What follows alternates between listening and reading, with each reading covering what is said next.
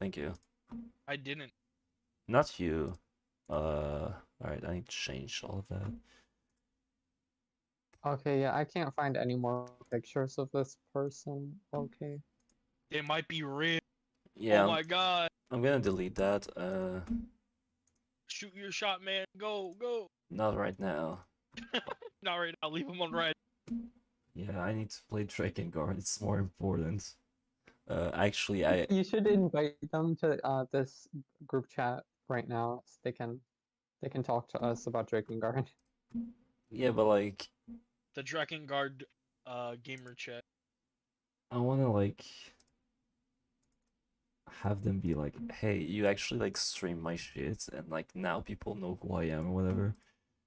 Cause like now nobody like know who Yeah. they are. They don't have like their picture. But, Yeah. like if their voice gets in there, like they'll probably like make association if I actually start talking to them. I don't know. I don't like that. That sounds like a them problem, honestly. Yeah, I'm making my own problem. I just want to be like as respectful as possible. Except I already like burned that by saying that like their pickup line was kind of like, you know. Well, it was. I feel like, okay, here's the thing. Here's the thing. I know it's fake because a woman would have actually not had such a bad pickup line. Because There's no like, such that thing is- as a good pickup line. Well, there's better ones. Like Yeah, there's like not bad using pickup a lines pickup and line. there's worse. There's bad and there's worse. Those are the two options you get with pickup lines. That was so on the worst side.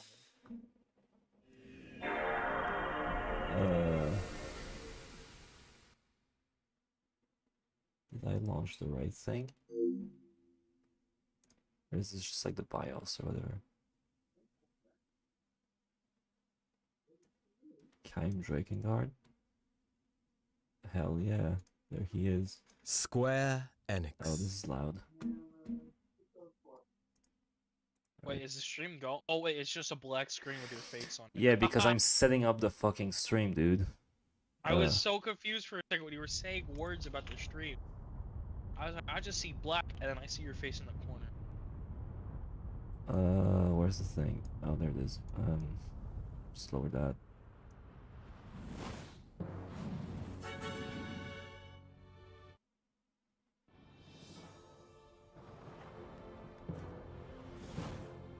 Something like that. Can you talk? Bruh. No. Okay, that's good.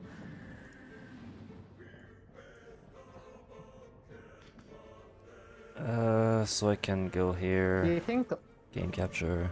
I'm sorry, but do you think Leonard enjoyed getting eaten by the Watchers because they were making baby noises? No, he didn't. I don't think there's Ariosh context, did like it. and I probably never would. Listen, I'm just saying, like, if you look Leonard up on the wiki, you'll understand exactly.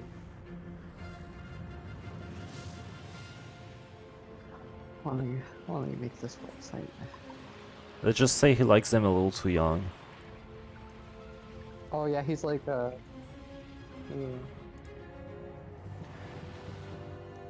It starts with the same letter and has the exact same amount of letters as a pedestrian.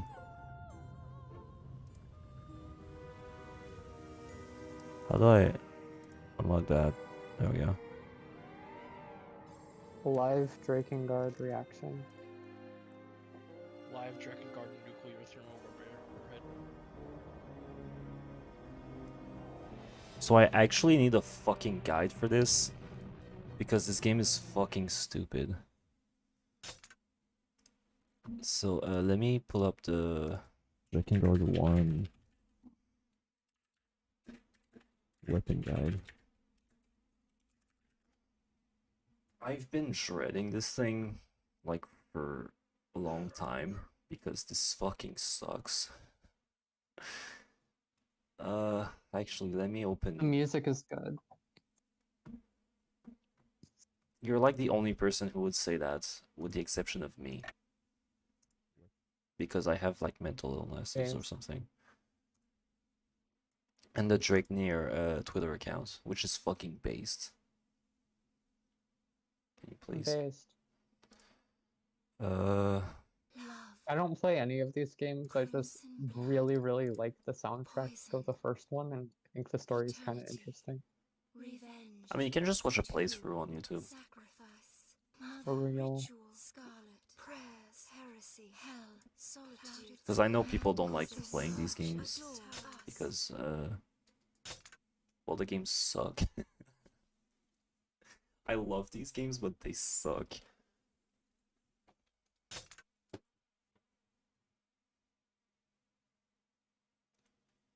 Alright, oh god, do I need to do story or expedition? I don't. Both. Yeah, I need to do both, but like I don't know like where I should start because I need to like check my weapons. Should start grinding. Clearly, everyone wants to see grinding. Hell yeah, baby. Sandpaper time. Like if I do that. Yeah, can we get sandpaper racing when? I just want to choose my fucking weapon. No, oh, for fuck's sake. Can I not do it for this? Oh, there we go. Oh, I did I love this music so much. the fucking.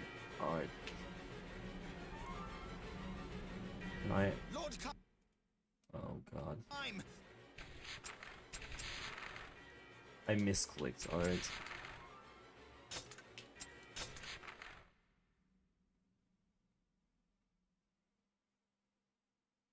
Let me go through expedition, I think it's gonna be faster.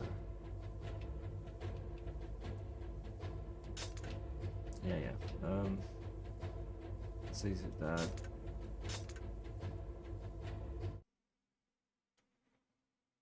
That's a lot of red dots. That's an air level. Why did I shoot? I can't do back. Are you no longer grinding that shitty ass sword? That's Drakengard 2. I don't give a fuck, nor do I know a fuck. So Drakengard 2 is like a game. Oh right, you wanted me to explain you the entire fucking lore. Alright, get going. Start now. Once I start a level, I'm gonna fucking do it, okay? But like I need to know like what weapon I need to grind and how. Right, weapon. Look at this shit. I have 37% of the weapons. That's less than half. There's like 60 something weapons. It's fucking garbage. Anyway.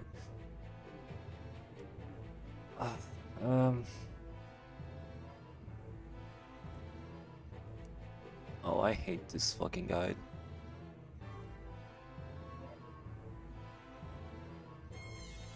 Alright, so.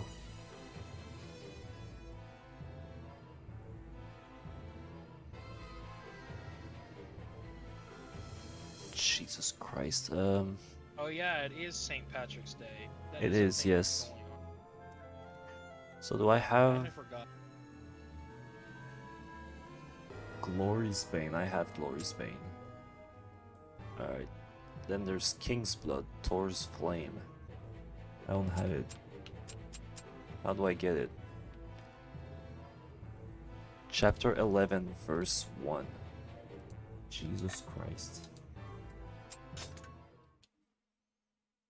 I just want to say you're single-handedly responsible for me, like, getting into the Drakengard list too. By the way, look at this great fucking game. Lord Kaim, the Empire is strengthening its siege. Giant We empty must strike field. at them now. Brown. That's my favorite. That's my favorite. Giant empty field around.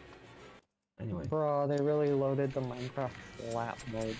Creative mode in this map. You know, best part about this is actually worse than Minecraft flat ground.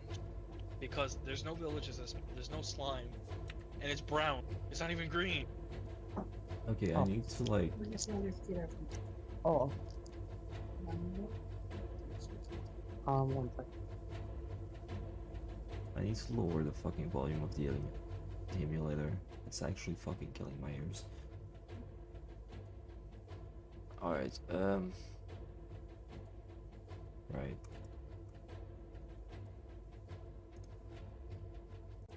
And let me fix my chat. There we go. so sorry about that. My mom came in my room and started talking. She interrupted my goddamn Drakengard Addiction. stream. It's fine. I was stream. just fucking around with the menus because the fucking menus suck in this fucking game. Anyway,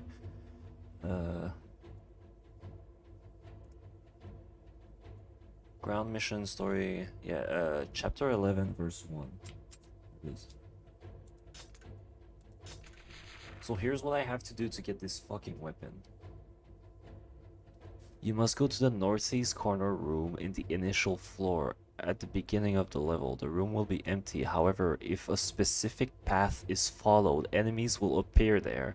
Once the enemies appear, kill all of them to reveal the chest. The specific path is north through the eastern hallway from the initial room. Go east, and then north to the intersection before the empty room. Go west to the next intersection, and then north, then east to force the enemies to spawn. That's how you get this fucking weapon.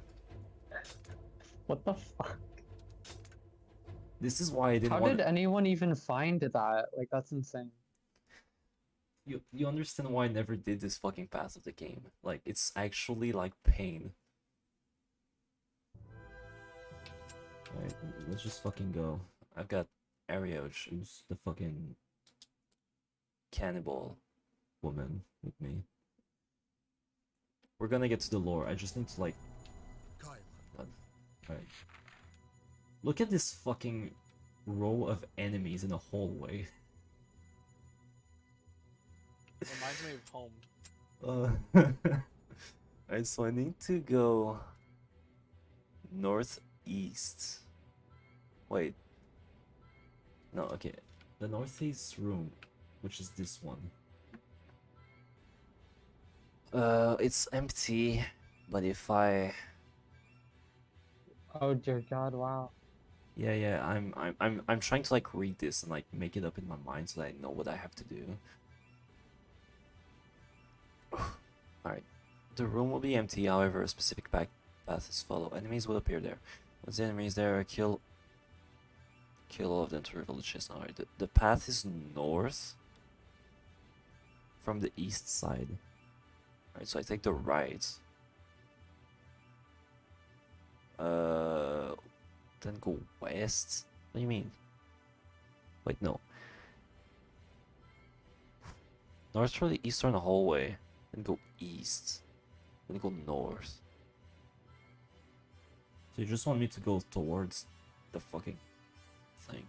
Do I have to like take a... Okay, I just need to like do these from the left. Okay, that makes sense. Alright, so Drakengard 1 lore. Where do I fucking begin? Oh jeez, this combat sucks. Let us both search for the goddess. I guess I need to start with Drakengard 3 then. Fuck. Oh my god, there's so much enemies. I pressed the wrong button.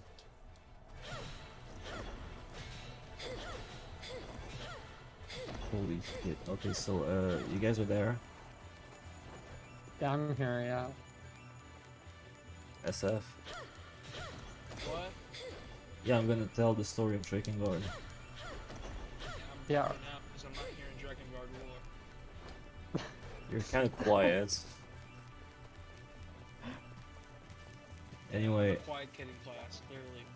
Yeah, you will never be a true Drakengarder, you little bit. Shut up, whore. anyway, Drakengard 3, it starts with a prostitute called Rose. And she has 5 friends, prostitutes, and they all die or something. And as Rose dies, she sees a flower or something. And then she wakes up after dying, and then she has this fucking flower sticking out of her eye. And this flower wants to basically destroy the world, if you will. So she's like, fuck that, I'm just gonna fucking rip that flower out of my eye. And by doing so, there's like 5 puppies of her that pops out of her. And they're all based on like her prostitute friends or whatever. And That's weird as shit. and they're all named after a number. So you have Rose is renamed to 0, and you have 1, 2, 3, 4, and 5. Isn't it supposed to be the medieval times? Who the fuck is using numbers in the medieval time? It's a parody of magical girls. They're all color coded like Madoka characters. They're like precure. Like, I'm not joking. Let me actually like show you. They're like actual like fucking Madoka characters. Drakengard cloners. Well, it's my fucking background, but yeah. Here, they just look like fucking Anime bitches. yeah, basically. Oh shit, it's so small. So what you're telling me is basically what I'm getting the gist of. Some prostitutes die. One of them gets isekai'd with an evil eye, rips out Yeah, the this evil one. eye, and then magical girls. Yeah, magical girls found out of it, and they Bro, say this is literally just like a bunch of anime tropes as a beginning to lore. that's the point. It's supposed to be a parody and kind of like mocking how stupid magical girls tropes are, and just being like, Anyway, I'm gonna get into it. So, where was I mean, I? they could have gone way more cheesy, and, like named them after the flowers that they have. So, what happens is she's like, okay, well, I need to kill all of them and kill myself. But to kill the flower, you need a dragon, which she meets Michael. Michael's a white dragon, and Michael's like, alright, fine, I'll just fucking kill it myself, or whatever, with you. Michael's I like, have the "Fuck yeah, kill it." weapon. Yeah, there we go. So, they go on a fucking adventure, and, dragons, when they die, they have one wish, basically. And usually dragons wish to be reincarnated when they die, so that they can keep living. So, when Zero goes to fight her 5 sisters, she dies. No, she doesn't die. Michael dies. I'm like multitasking, so I'm having a hard time right now. Yeah, I think I can get that. But I'm missing something. I know I'm missing something. Alright, the 5 sisters basically call themselves like angels from heaven, and they're like Wait, not from heaven, but Evan, without the heavens. Sorry, bad fucking French, whatever. Okay, French. French moment. So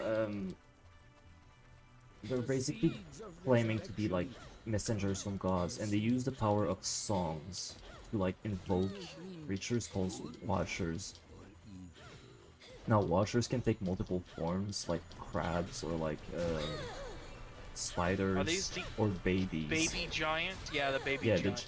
the space babies are watchers, and they are created by gods. Actually, the impellers are messengers of gods, but the gods hate humanity. So, Oh, yeah, you told me about that part. It's fucking stupid.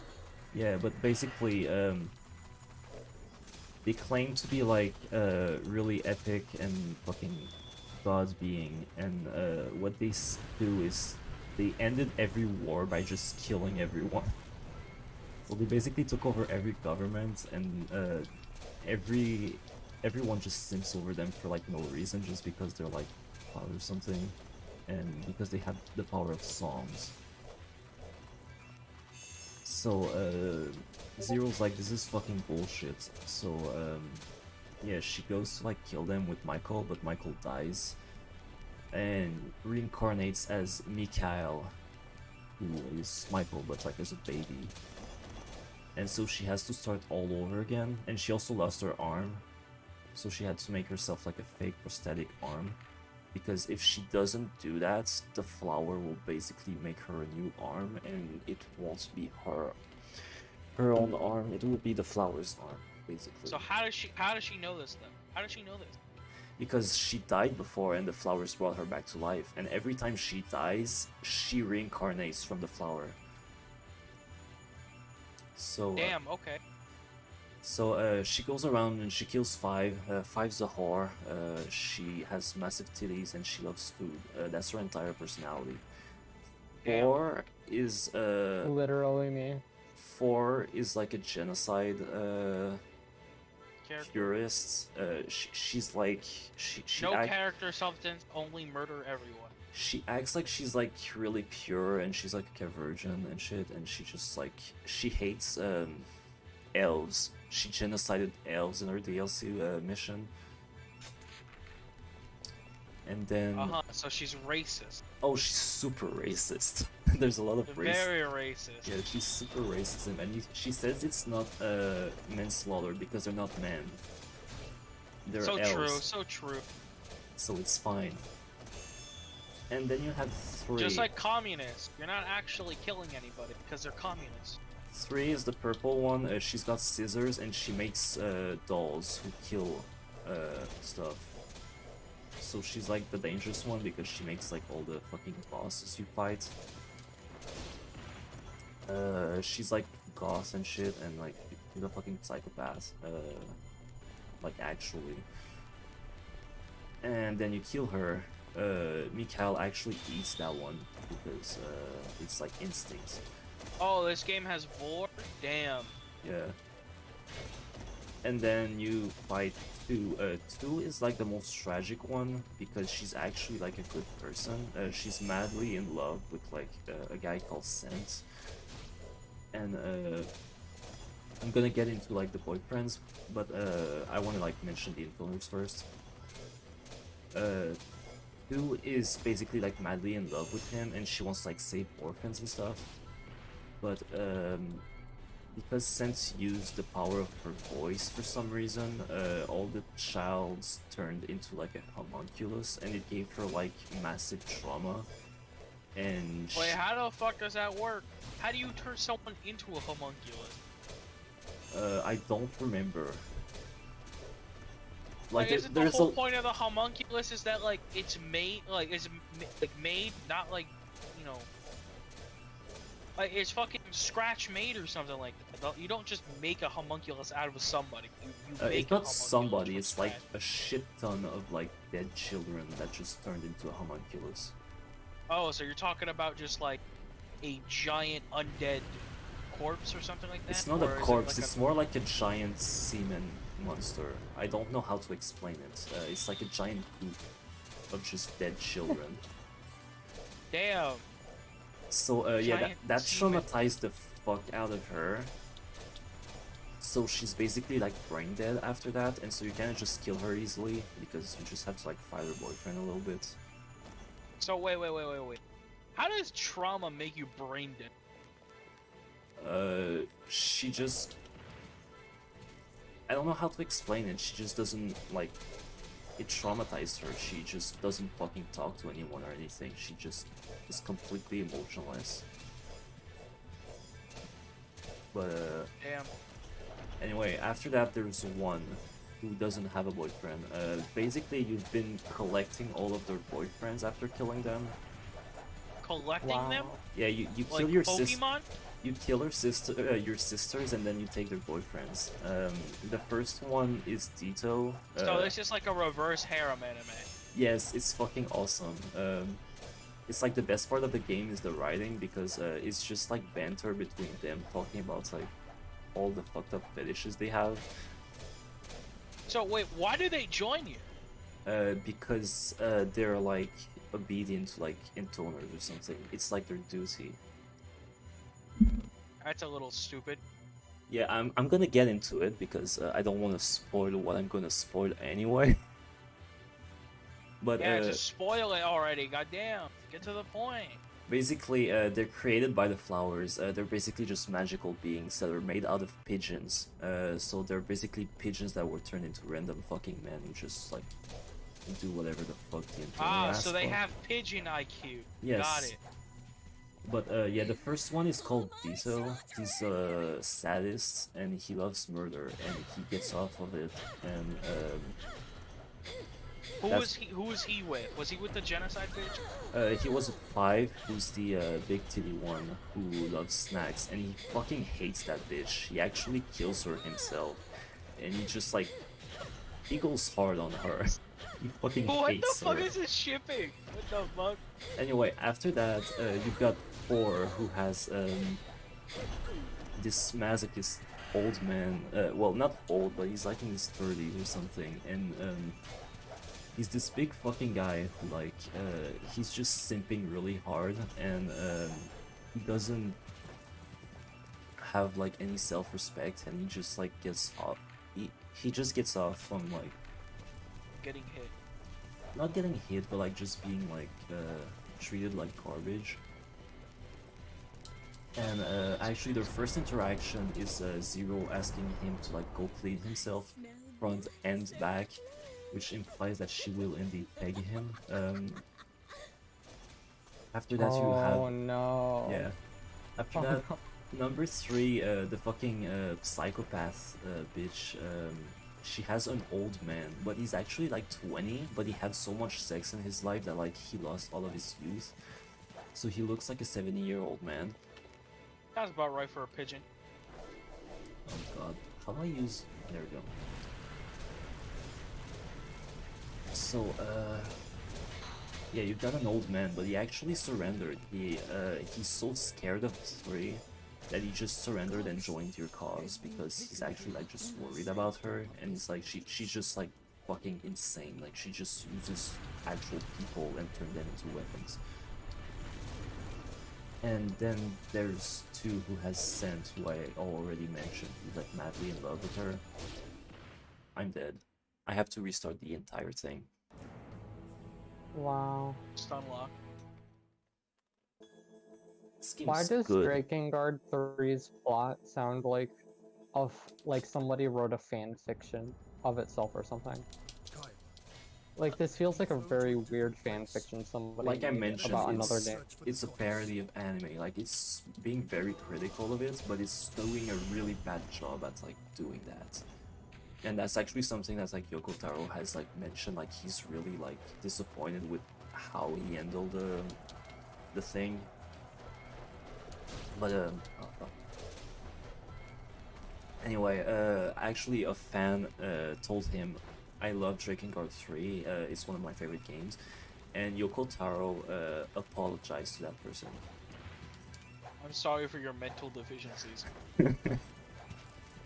Anyway, yeah, the only one that doesn't have a boyfriend is One, and One was actually like, kind of like, what's up with that? Why don't I have someone? And Where's my hung? Where's my pigeon hung? so, instead of like flirting with people or like trying to date someone, she basically cloned herself using one of her ribs. So, Wait, she just went biblical. What the fuck? yeah. Like I said, they're like creatures of gods and shit. So, she used one of her rib and cloned herself basically. And so she has a male version of herself. Oh my god, this is so biblical. What the fuck? Literally just the reverse of fucking Adam and Eve moment. Yes, that's actually what it's referencing. And it's funny because later on in Nier Automata, there's 2 characters called Adam and Eve, and they also clone themselves from each other's rib. That's like a recurring theme in like every game in the franchise. Yo, wait, I just had a thought. What? Is Adam and... Is that incest, technically? Because it's from his rib. Technically, that's his DNA. And if the Bible is true and Adam and Eve are... That means that we're all technically incestuous. Yeah. Anyway, Gotta love the Bible. Oh, it's always filled with incest. Anyway, you get to One and you kill One. Well, yeah, you do kill One.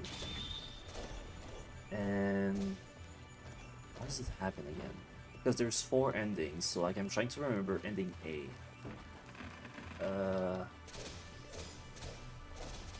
Ending A,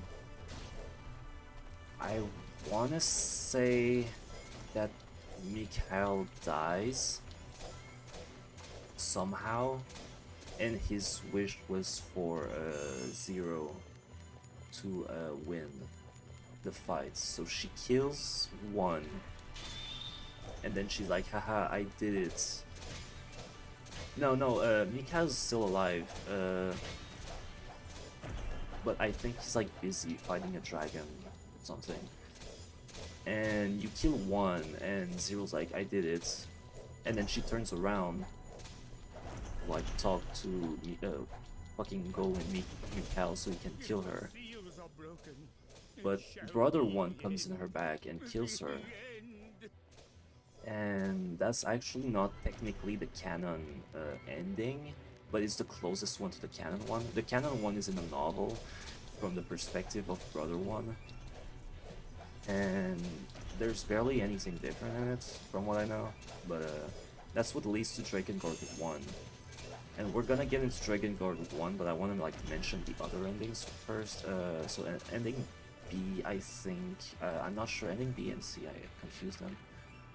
But one ending, you kill...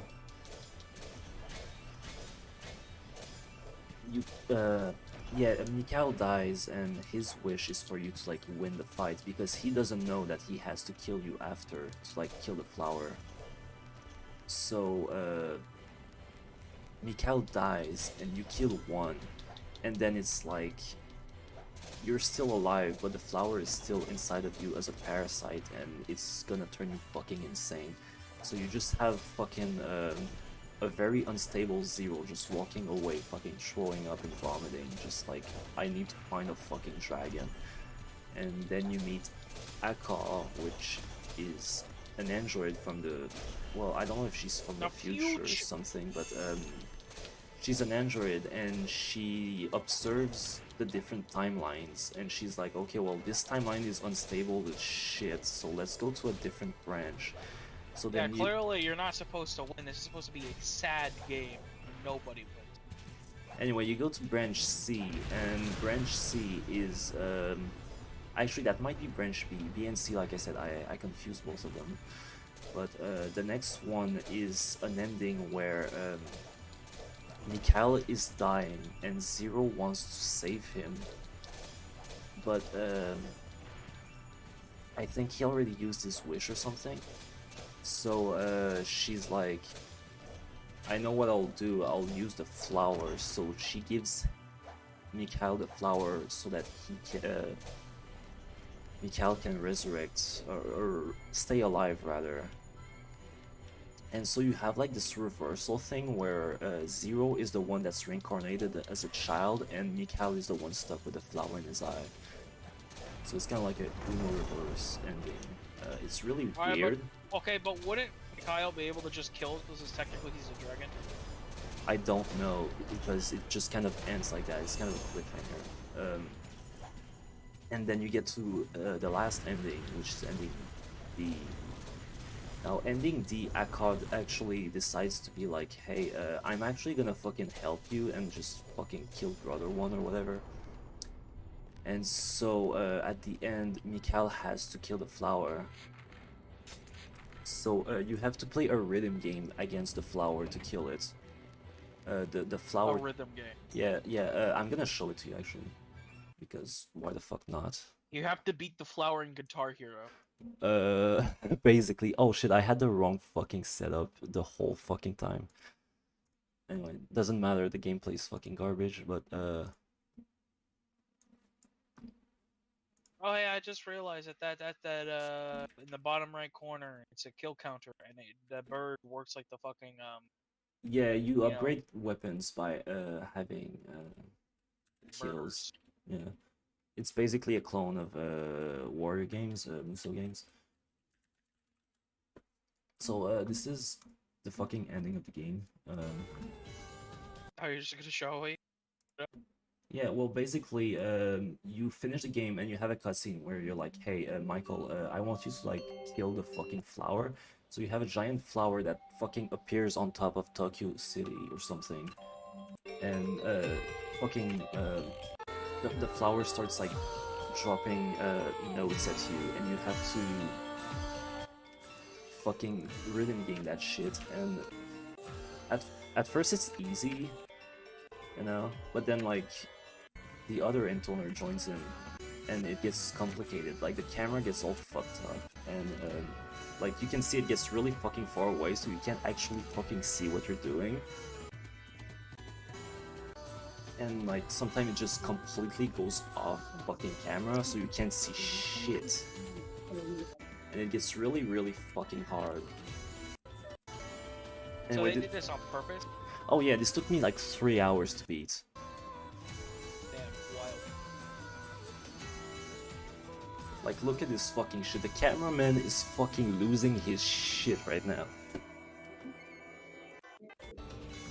This thing is 8 minutes. I just want to mention that it's 8 fucking Holy minutes. shit. One fucking Why mistake. do you zoom out so much? One mistake and you have to redo the entire thing. Damn. And like, it gets I really fucked up, swear. and the game is laggy as shit, and there's lots of lost inputs. So I've lost so many time from just bullshit. Is this the good ending? Yes, and then what happens is the screen fades black, but it keeps playing notes slowly and slowly. And there's one last note during the cutscene, right there. Yeah. Heard that? You missed this, you have to redo the entire fucking thing. It's fucking busted. Anyway, It's evil. Also, I can't hear it because I muted the stream because we are lagging. I know, by, but like 10 people seconds. who are watching the stream will get it, alright? Anyway, Yeah, it's they're fucking they're in the bullshit. correct time zone. We're not. Yes. Well, basically, characters start talking at the end of the cutscene. At the end of the sequence, it turns into a cutscene, basically, and you still have to press the note on a pitch black screen reading the subtitles of the cutscene. And if you miss that note, you have to redo the entire fucking thing. That happens to me. They really want you to like not win this good. There is like exploits, I guess you could say. You can open a fucking YouTube tab that has like a guide that tells you like when to press the button. And that makes it like really, really easy. I didn't do that though. I played this thing for like 3 hours and lost my fucking mind. So I just wanted to fucking mention these fucking endings because they're just like fucking insane. But the canonical one, at least, like Drakengard one, is the first ending technically, but it's slightly different. So the first ending, as I said, was Brother 1 kills 0 and wins. So since Brother 1 isn't technically like the flower, he's like an extension of it. He doesn't have the power of a song, so he can actually like he can't destroy the universe basically. So He's a weak ass bitch. So what he does is he starts a cult called the Cult of the Watchers. And The Watchers or the Washers? It the is Watchers. The fucking space babies, alright? He makes a cult for them. And basically he's There's somebody in your server called the Watcher, and they I comment know. on me. And Yeah, I keep I making saw fun it. of them for being like not technically related to the Watchers, but like basically Also being called the technically Watchers. related to the Watchers. Yeah, and then The So- baby. basically, Brother 1 has a bunch of kids, and they have kids, and they have kids, and they have kids, and they have Man, that's kids. a lot of sex. And those kids end up being Mana and Sere. Now, Mana and Sere are characters in Drakengard 1. Their mother loves Sere because Sere's a good boy, and Mana is the bad of the twins and is basically possessed by the Watchers. So because of that, her mom beats her.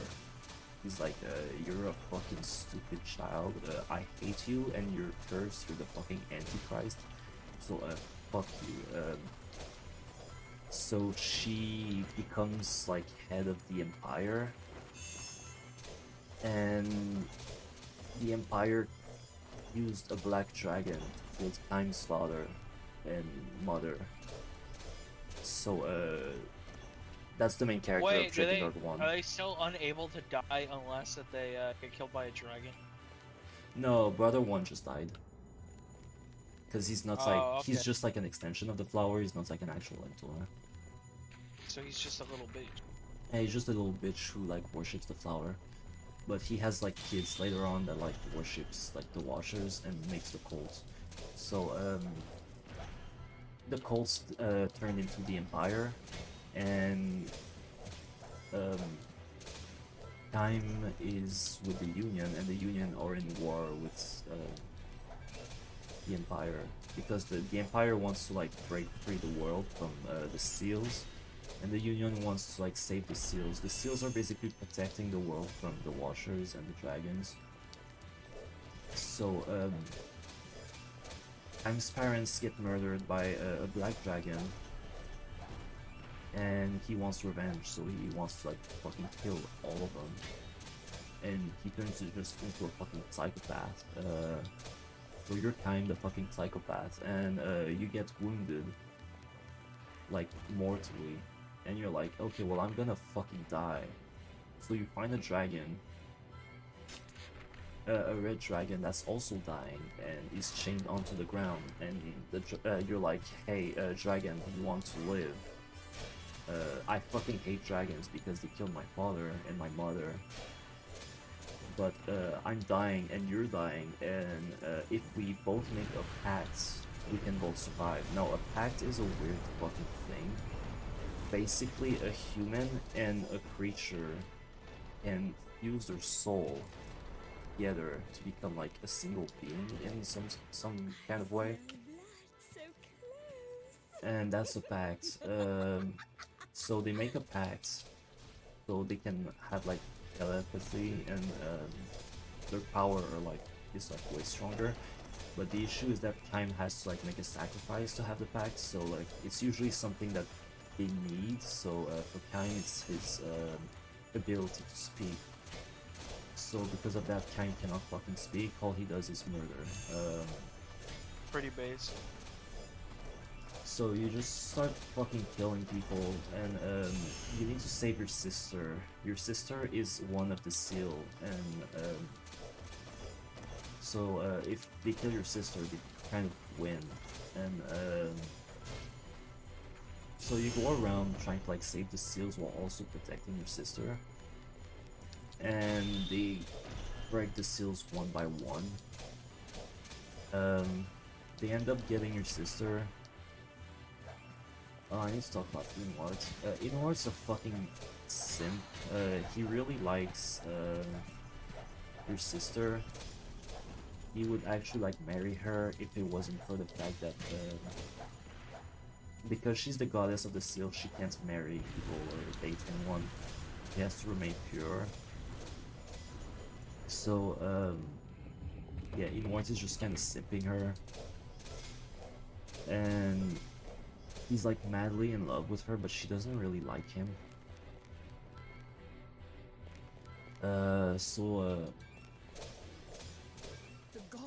You try to fucking save the seals, they all break. They finally end up getting your sister, Fuliai. And Fuliai fucking dies. So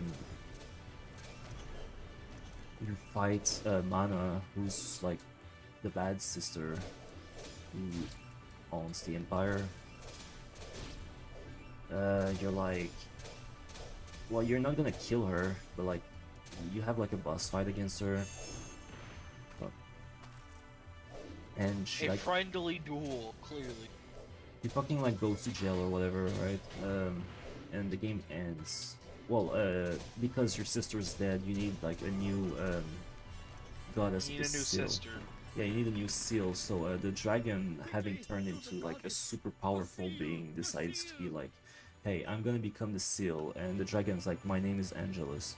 So Angelus is the name of the dragon, and she becomes the seal. And that leads to Drakengard 2. Now I'm Okay, so does she become your sister though? No. Damn, that sucks balls. I want. She's a dragon. But you do. Step dragon sister, clearly. Oh, she's like your wife as well. It's your wife dragon. Even Alright. better. So Snapdragon wife sister. so Reckon on those titles. So that leads to Drakengard 2. Now Drakengard 2 is like in the future. Inuart decided to like revive Fuliai, but also fuse with her. But because Inuart's soul was fused with the Black Dragon, because he made a pact with the Black Dragon, they became a child called Noe. Now Noe is the child of the dragon and a fusion of the other two for some fucking reason, okay? He's like a fucking super being, okay? He's like half dragon, half human. Wouldn't that be like 3/4 one, or like 3/4 dragon, and the rest human? I don't fucking know, alright? Anyway, he gets adopted by another fucking dude called Or, so he has 3 fathers. Oh, I got a weapon. Damn. 3-father moment. Yeah, I need to know like what the next weapon is, so let me check real quick. Do I have this? Killer's Hoof. I don't have Killer's Hoof. No, it's Hunter's Joy. I have Hunter's How do you Joy. not have everything unlocked already? Because this is fucking garbage. Anyway, what's the next one? Death Dance. I do not have Death Dance. So it's Free Expedition, Magic Yes, Castle of the Goddess in the Sky. Alright. So Noe is raised by the Black Dragon and he's fucking garbage. He's like one of the worst characters. Or your adoptive father, you never meet him, but like for some reason Noe has like a fucking boner for him. He died, so you never meet him, and you have a childhood friend. I don't want to do this level. Let me out. Let me out. Let me out. Let me out. Let me out. Let me out. God damn it. Why did you ping me with that? Also, what the fuck is Yandere Dev doing in today's economy? What the fuck? Shouldn't that man be like dead in a ditch by now? He hit the slay button. Do you want me to play this on Wait, stream? What is what? this? Yeah, no, play it on stream. Play it on stream. Is it safe for Actually. work? Yeah, it's safe for work. Like, It's on YouTube. Of course it's safe for work. Actually, fuck. Let me play on YouTube. And if it's not, you could just say it's educational There's videos some because really it's on not safe YouTube. for work stuff on YouTube. Like, I'm just saying. Well, yeah, I've you seen gotta teach porn on people there, how to alright? breastfeed somehow. Shh. Queen, you're slaying too loud. Is You it know an how AI YouTube thing? added down. the at system? Is this an AI thing? It has to be, no, right? that's actually him. Oh yeah, It's it's actually clearly him. Oh. Oh, does he do like fucking cameo? Like what is this?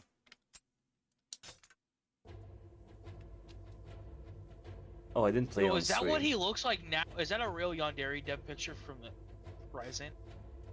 Christ, he looks fucked up. Alright, so Yo, tell me this is what he looks like currently. Oh. Life Oh. fucked him.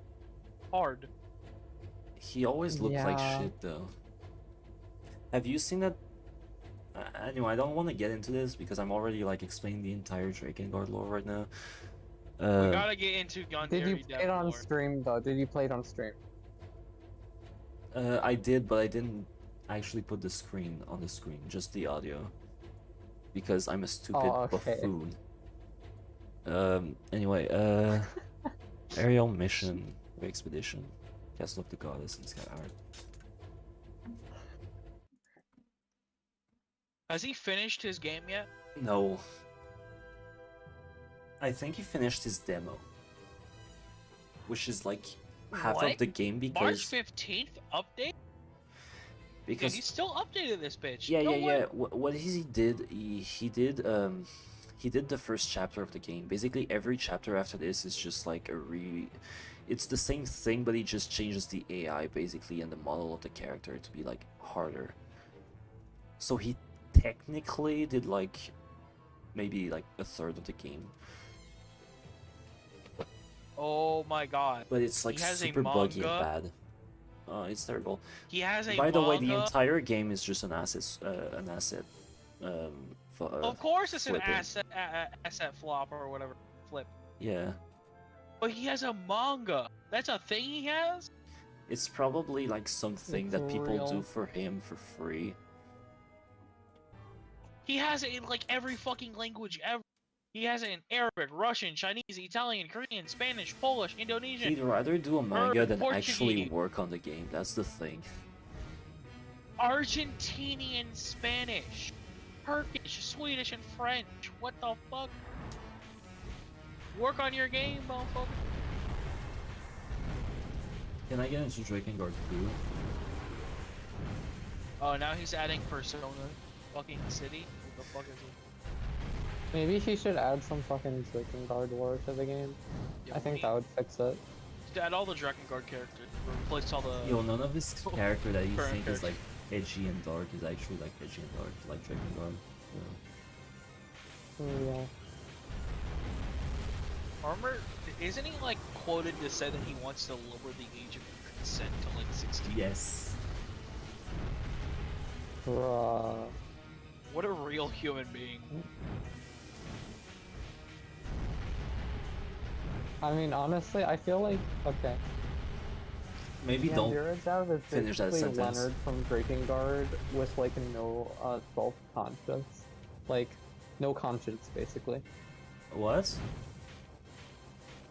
Ian Dev is basically like Leonard from Drakengard 1, but with like no conscience. Wait a minute. He developed like a difficulty option, like how you want to kill your rival. That's something, I guess. Maybe make. I Fucking didn't even game talk about instead of Leonard because I'm gonna talk about it when I get into like the other pass. the creepy ass shit. Yeah. Anyway, what I was talking about, Drakengard 2 is a story about Noe being a fucking stupid child, and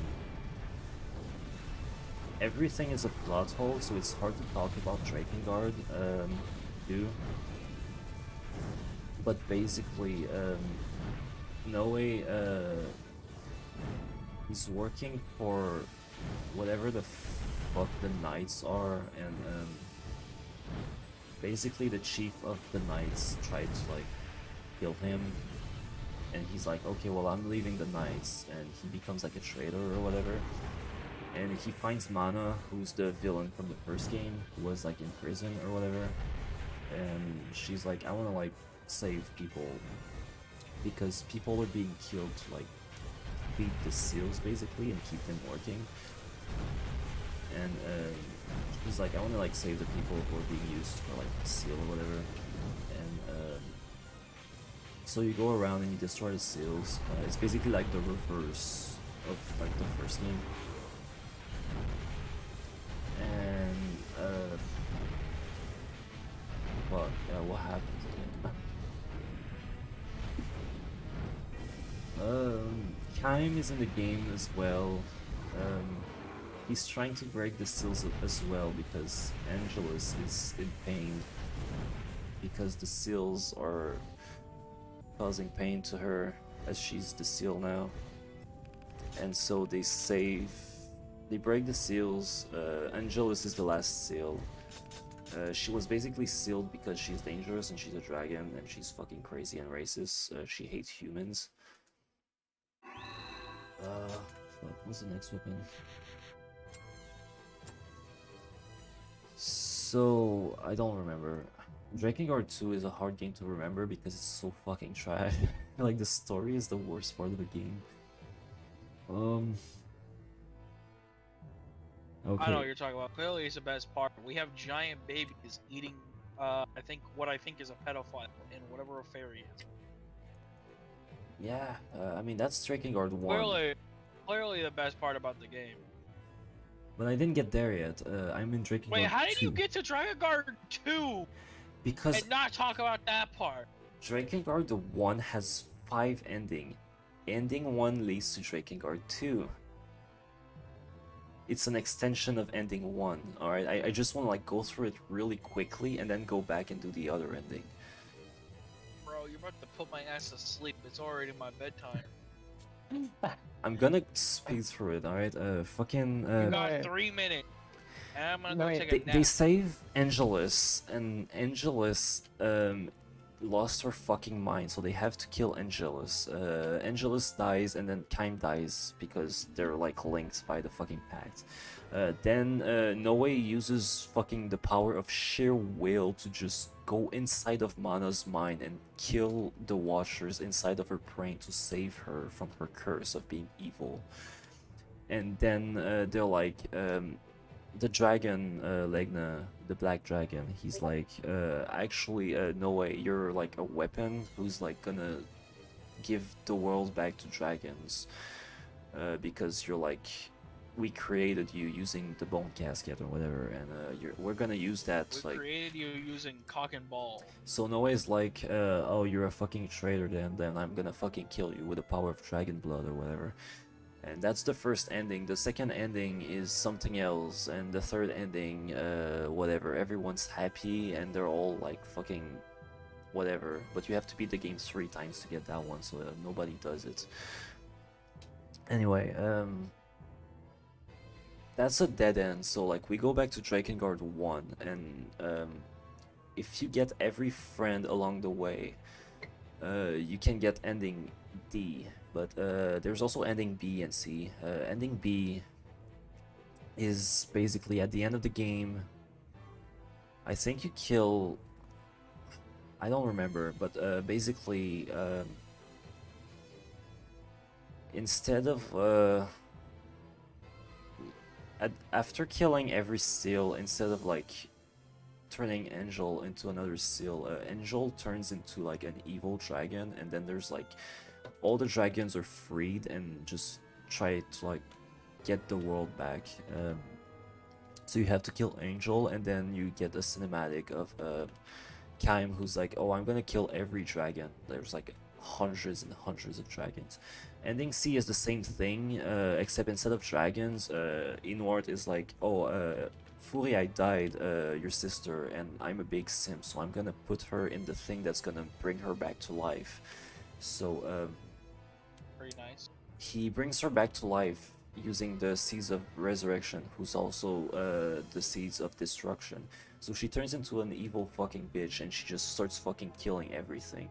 And so you have to kill her, but surprise, there's thousands of Furii evil in the sky, and Kaim goes and kills all of them or whatever in another cliffhanger. Then you get to ending Shit happens. D. literally. Now, ending D, you have to recruit every party member possible for that. So the first one is Leonard. He's a pedophile, so he's in the bushes jacking off to, you know, little boys. And then Wow, that actually is a thing. yeah, that's a thing. Yeah, So canonically. when he comes back, he realized that all of his family died in a fucking house fire, and he's like, oh, it should have been me, but because of my shitty fetish, they all died, so I'm gonna fucking kill myself. But he's so pathetic that he failed at killing himself, and a fairy comes in, and she's just fucking laughing at him and making fun of him. And she's like, oh, you should kill yourself, and he's like, I can't. So she's like, okay, well, let's do a pact then. And they do a pact, and the pacts take his eyesight, so he can't see anymore, so he's blind. Then the next one is Ariosh, who's the cannibal one. Her husband and son died, so she has fucking PTSD trauma from her child dying, basically. So she eats children now because she wants to like save them or something. She thinks that eating babies will save them and protect them inside of her. And she end up doing a pact with some fucking bullshit, and the bullshit is like whatever, but she sacrifices her womb for power, basically. So she can't have, That's weird. well, she can't have babies anymore. That's what she cared about, you know. She wanted babies, so she can't have babies anymore. And What a dumbass. Oh, fucking dumbass. now I'd like to mention that these two characters' side missions are all about killing kids. So Very nice. Leonard's side mission is killing child soldiers, while he's like, no, please stop killing children. They don't deserve this, and he's like moaning and shit. And the second one, you're killing kids aboard boats, and both of them are like, please stop killing childrens, because both of them want the children for themselves. And so I'd like you to guess who the third companion is. This person just eats children straight up. Yeah, No, wait, they are a child. yeah, Oh, the third one is a child. Yes. oh, great. Oh, So you're a child wait, murderer. Wait. There's a wait, child wait. So what you're molester, tell- and so there's a child eater, and there's a child. What do tag team do? Also, Mana, the last final boss, is Okay. also a child, because they're. The child is Sere, who's the brother, the twin brother of Mana, who are both descendant of brother one, technically. There's a lot of child stuff going on in Drakengard 2, isn't there? One. That's one. Or this is one? Yo, wait, you can't just fucking drop this bomb on me that there's side plots? Is this like what is this, a game within a game type shit? Yeah, it's fucking confusing. Anyway, Wait, so what you're telling me is the Mikhail plot fucking goes down, right? And then there's this that happens? yeah. And then, what? It's like a story within, like right next to a story. In the same fucking Yeah, book. every game are connected, like they're a single story, but every game can be experienced by themselves without any knowledge of any other game, and you wouldn't even realize it. That's fucked up. That's why I For went real. to Drakengard You know- 2 directly. Okay. For real though, that's actually cool. Like, that's kind of cool for a game. Anyway, when you get every fucking friend in your fucking team, they all kill themselves for your cause, and you end up alone with Sere, the child. Basically, the last seal was your sister, and she died, killing herself because Mana was like, she said Furiai's thoughts out loud, and Furiai had a crush on you, and you being a Chad, Alpha Giga Chad, you're like, incest is fucking disgusting. So you cringe, you physically cringe at her, and she sees that, and she's like, holy shit, I'm gonna kill myself. I'm so ashamed of myself for even thinking of incest. Anyway, so she kills herself, and that's how like the last seal is broken. And I think in this ending, Inward's already fucking dead. So yeah, the fucking space babies appear, and your fucking friends become distractions for the babies, and you. Oh, I didn't talk about Sere actually. Sere is a child who made a pact with a golem, and they have sacrificed their age basically. They don't age anymore, so they'll remain a child forever. Bruh. So Sere can use his power to basically stop time, because there's a giant watcher called the Queen Beast, who it's basically like a giant pregnant woman, and if you bring Sere to the giant pregnant women, you can stop time around the pregnant women to like seal the pregnant women. And that's ending D. Ending E, instead of using Sere to like stop time entirely by sacrificing Sere, you're like, I'm just gonna kill that fucking Queen Beast. So you play a rhythm game against the fucking Queen Beasts, and so you have to fucking press the buttons really quickly and not die. And there's actually a theory that when you seal the flower at the end of ending D, that same flower is the Queen Beast, is 0, in ending ending E of Drakengard 1. That's like a theory. It's not confirmed or anything, but they look similar, and it could make sense that like when you sealed her, she just moved to a different dimension or something and just ended up in Drakengard 1 somehow. Anyway, you kill the Queen Beasts in a fucking rhythm game. And then, by the way, when you fight her, you get transported to like present day Tokyo, so it's not anymore like in the past in like fantasy world, it's present day Tokyo. You get a gun. You sure shoot. But people? why? Because, I don't know. Fuck you. The Queen Beast just teleports Real. you there or some shit, okay? It opens a fucking portal to a different world, and basically what happens is you kill the Queen Beast and she turns into ash, White's chlorination syndrome, and Time also fucking dies, and Angel also died. Angelus turns into red ash, alright? This is gonna come back later as a special tool like Mickey Mouse Clubhouse, alright? So because the whites oh yeah, you kill the Queen Beasts, the pregnant women. She turns into the white ash, and the fucking jet planes from present day shoots Angelus the dragon and kill her. That's how it happens. So people are dying from this fucking chlorination that's coming from like power of the fucking flower and the washers or whatever. And it's killing people, and basically they can either die from it or make a pact with God to become creatures called legions. Now, humanity fucking fought against this fucking bullshit for a while, but they decided to like create they used the red ashes of the dragon to like create magic, and they used this magic to basically separate body from soul.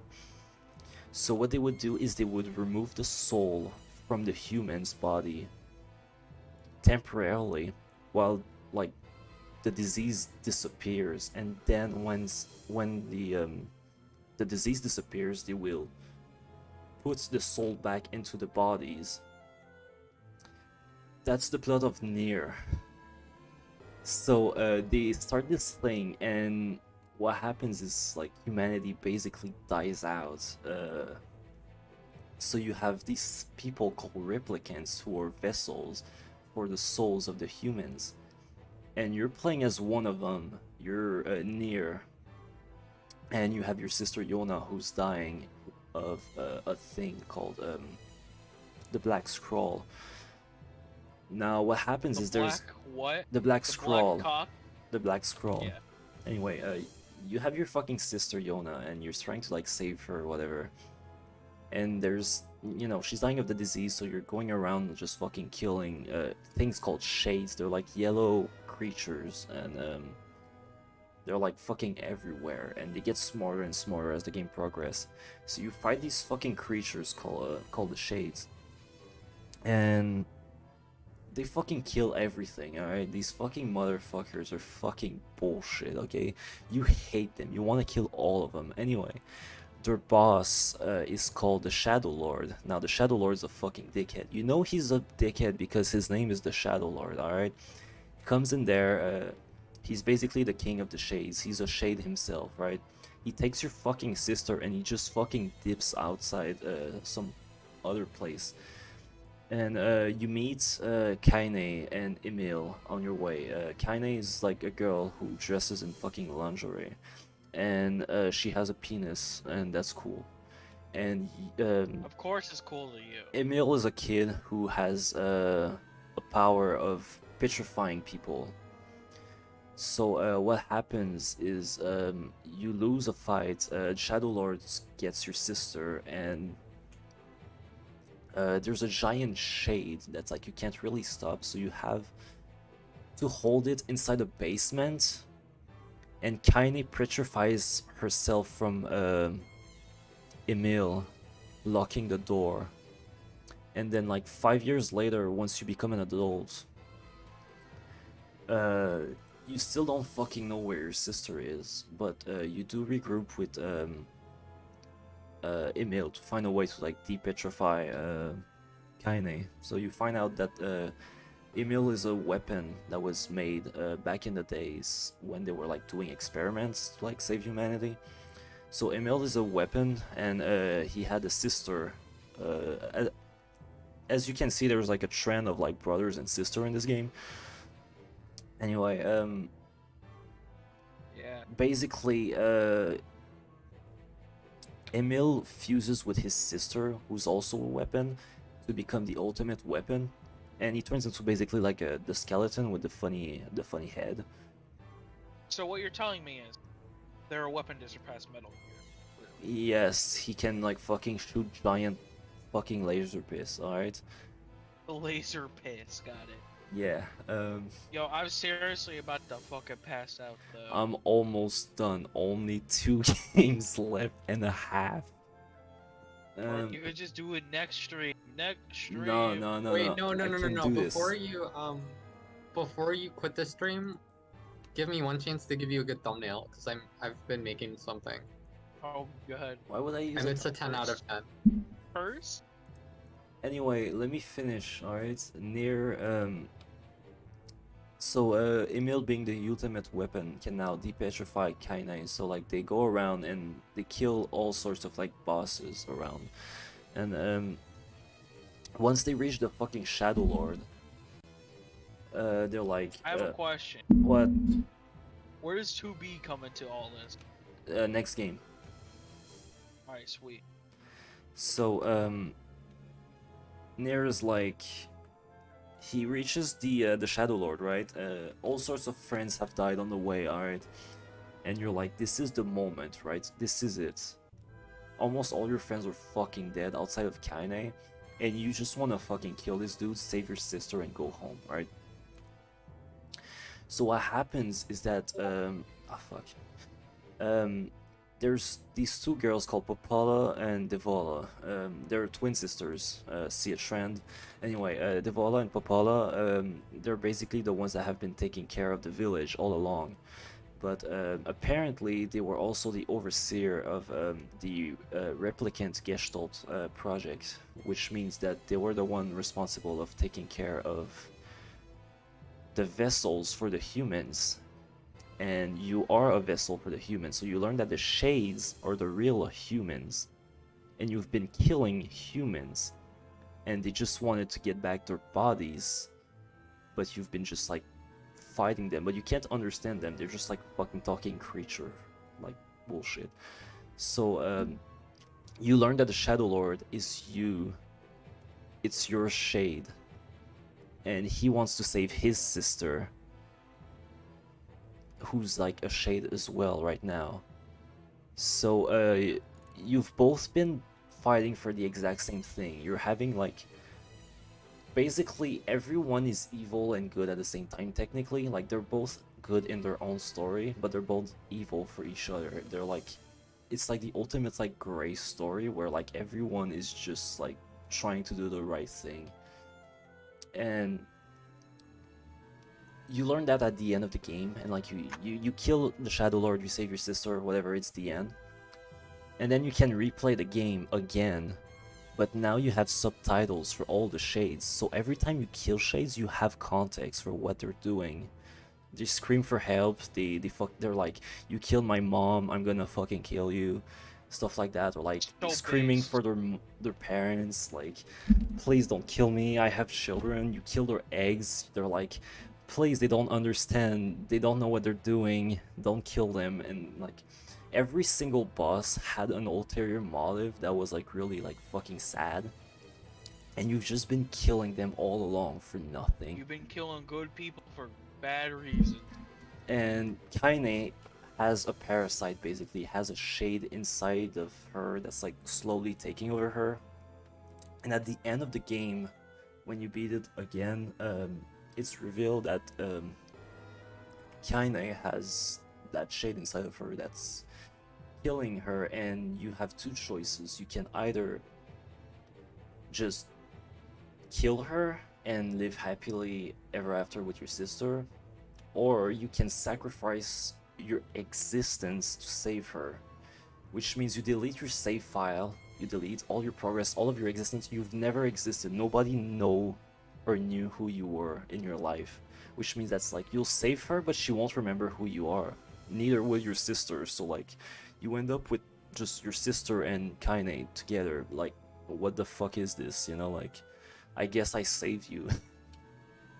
And that's the end of the game for like 10 years or whatever. And then the fucking remake came out and they added something that was in the novel, where basically 5 years later, Kaine like goes inside the tree where they stored basically the data of the humans, and she finds Nier in there basically and brings him back to life, which leads to Nier Automata. Now in Nier Automata, basically all the stored human data was put inside of androids. Now these androids are basically there to like kill aliens that came to the planet Earth, and there's basically a war between humanity and So wait, what happened to the humans?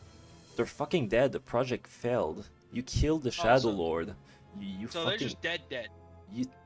well, here's the thing. Some could have technically lived, and basically in Automata they're like, hey, there's a few humans on the moon, and there's these aliens. So Bing chilling. yeah, on the yeah, moon. they're being chilling on the moon. So you have to go and kill the aliens, but you're not fighting the aliens. You're fighting the aliens robots. So it's humanity's androids versus aliens robots. So you have That's these. funny. Yeah, you have these two fighting, and then you find out that the aliens have been dead all along. And you're just fighting fucking robots, and then Robots without masters. the robots basically created this being called Adam, and Adam made a brother from his rib called Eve. They're the bosses of the game, and they're basically obsessed with humanity, and you fight them.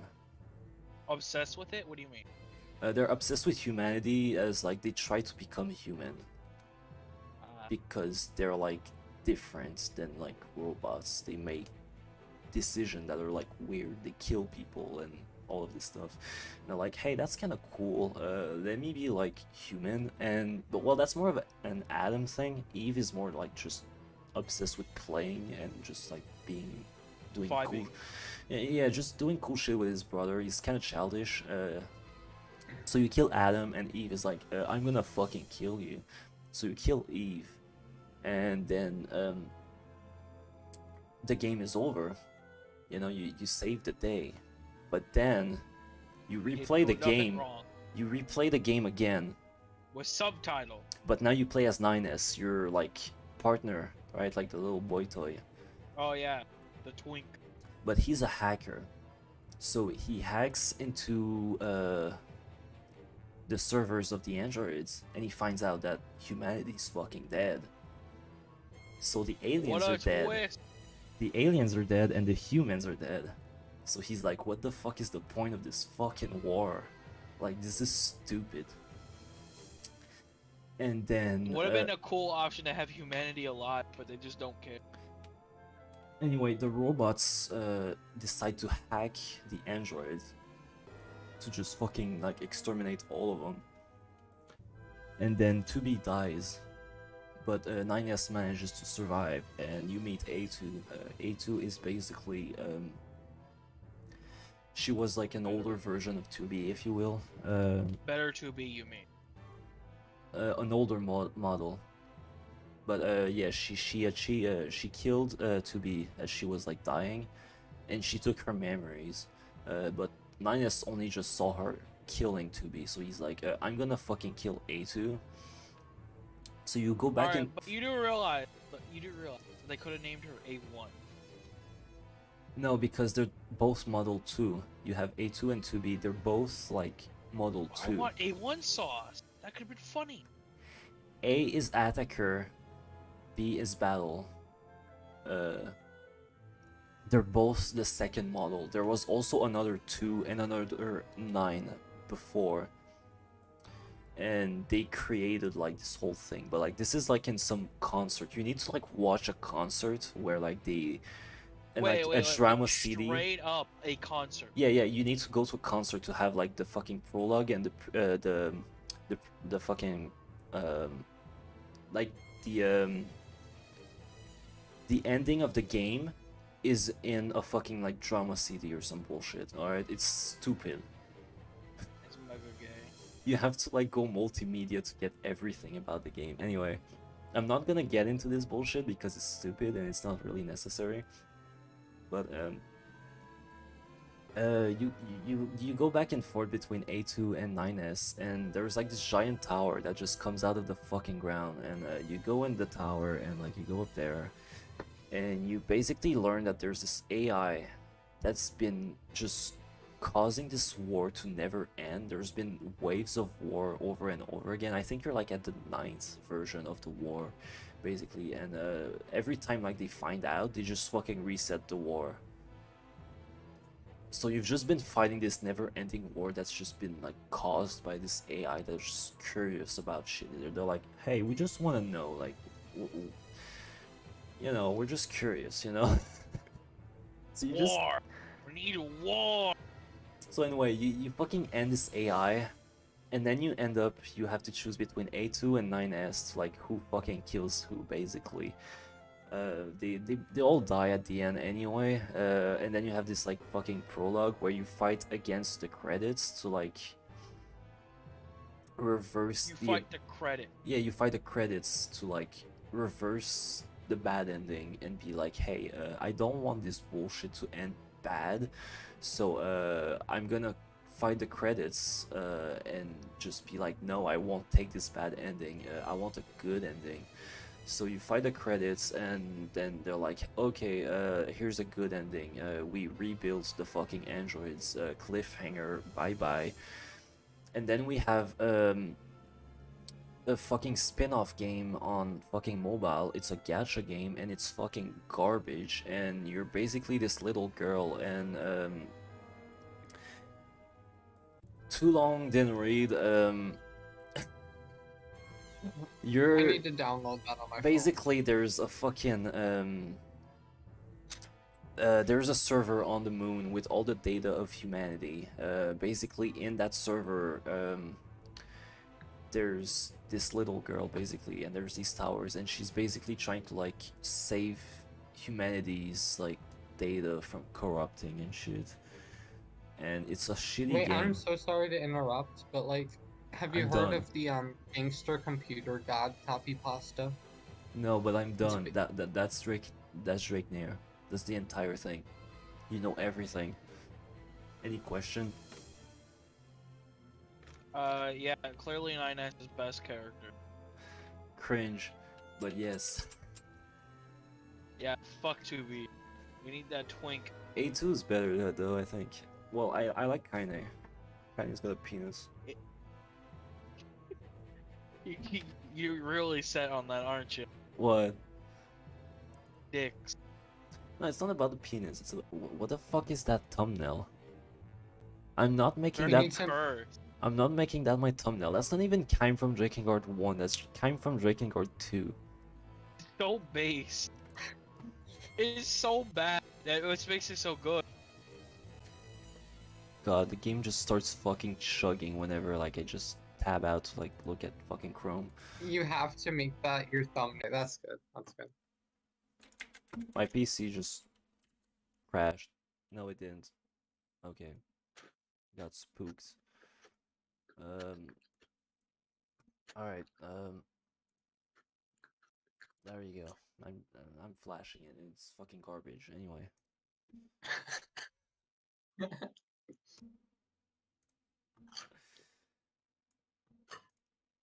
I don't even know what it is. Like, what is this? I'm gonna post a funny GIF. Yeah, I'm seeing It's the very GIF. funny.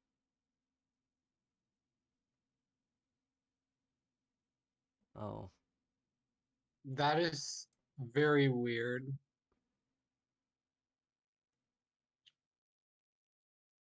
Is this someone's fetish? What on earth did you send me?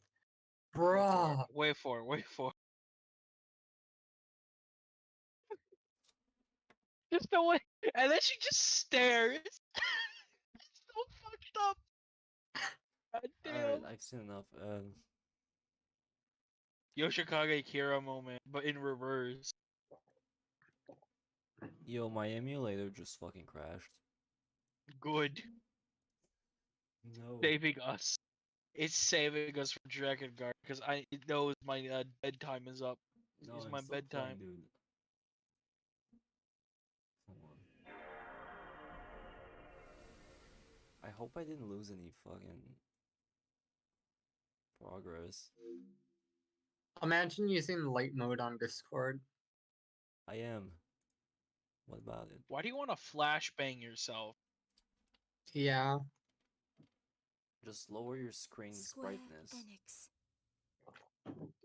Yeah, you could Uh, just lower the brightness of the screen until it's dark, aka dark mode. It's not dark Yeah, mode just though. make your own. It's cheap, broke ass dark mode. Anyway, dark mode makes me sleepy.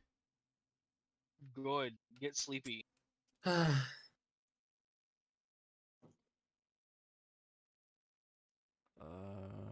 What's this one? Chapter for 4 or something.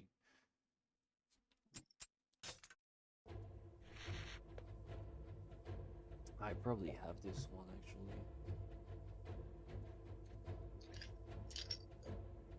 I don't know if I actually do. Fuck.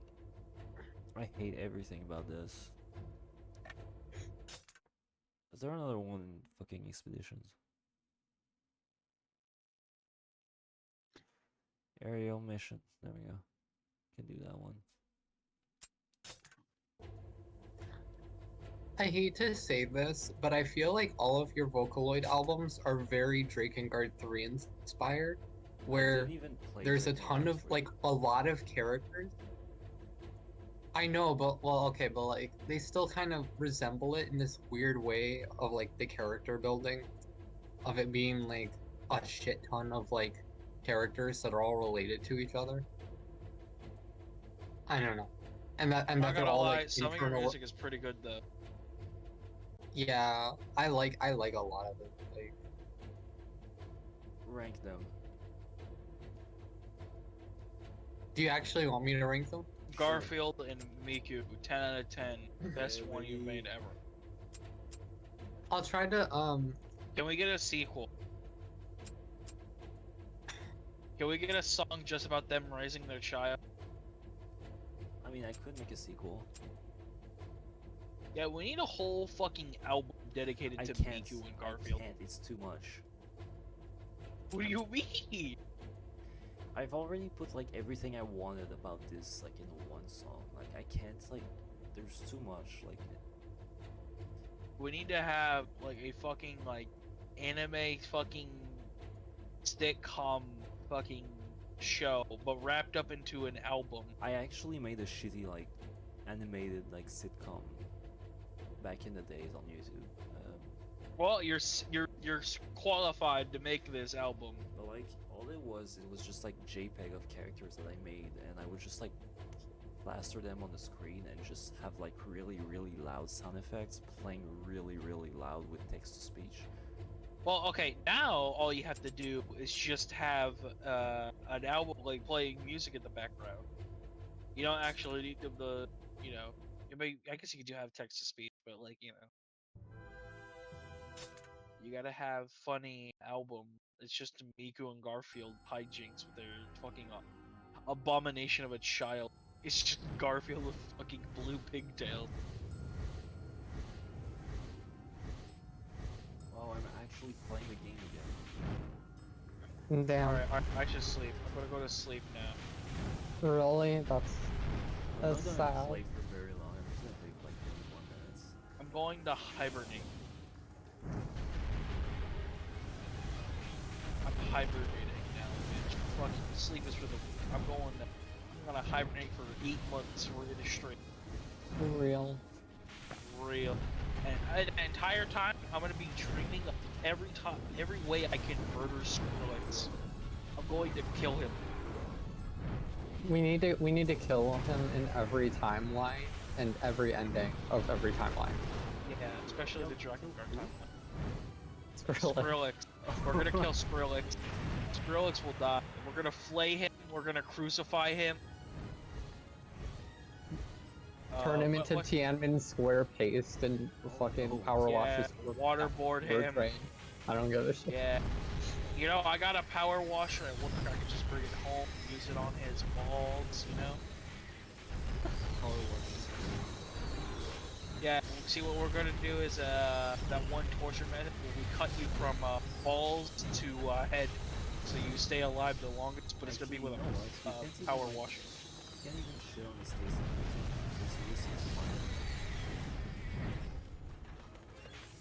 Well, it's better than Skrillex.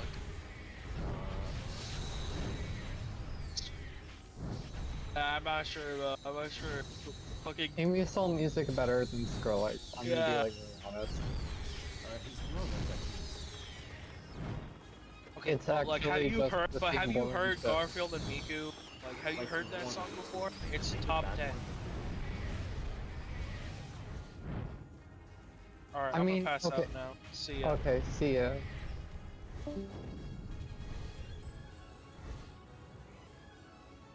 Oh, there's so much good stuff that like I can't really find on your Bandcamp anymore because you kind of deleted most of it.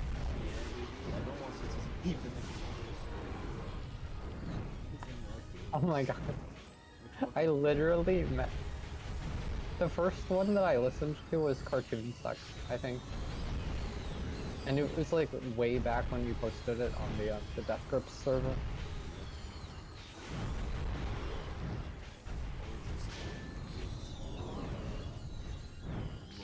For real. The only albums from like Yo. on there are like the Runaways songs. So Runaways 3 and 4. Yeah. Outside of that, I guess there's like Carson Spade and Heart and Spit. that I combined into Cinema Origins. So much. Yeah, but like, I don't think it has Leech on. Yeah, it doesn't have Leech on it. No, I didn't Bleach because Bleach sucks. It's got that shitty fucking sound design. It's like the fucking shit bass guitars that like it just sounds like the worst version of bands. It kind of went off though. Also, this is a very weird fight in the game. Like it just, they literally just made like a Tesseract looking ass thing. A what? They really put a Tesseract into Drakengard. Oh yeah, the default Oh yeah. I love for the ending fight with like the rhythm game, they didn't bother putting textures on any of the 3D models. They just imported them straight from Blender, all gray. Oh yeah. I mean it works. It's That's fucking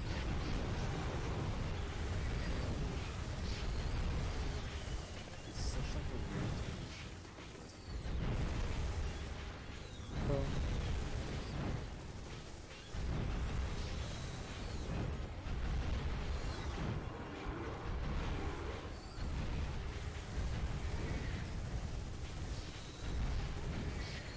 I forgot to ask you, have you ever like played or like heard of Evergrace, like the games? Nope.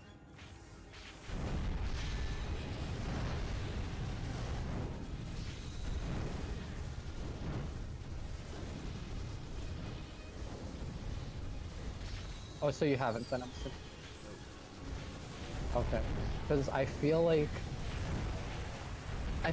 you would be one of those people that really enjoy the soundtrack, like I do. It's very like weirdly psychedelic in this extremely weird way. I should like send it to you later. I'll skip through it. I'll just send you the best specs then, because there's a little bit of filler, but there's a whole lot of good shit. I mean, I listened to the fucking Drakengard soundtrack like based.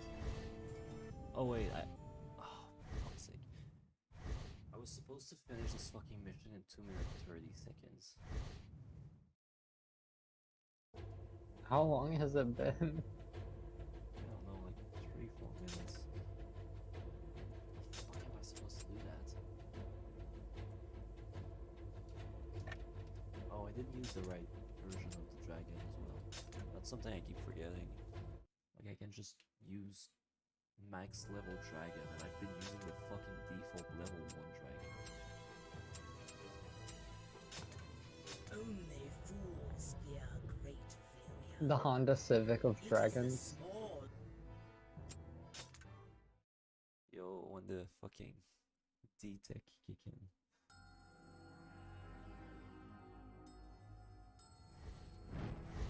Anyway, now I should be able to do this in 20 seconds. Like, actually.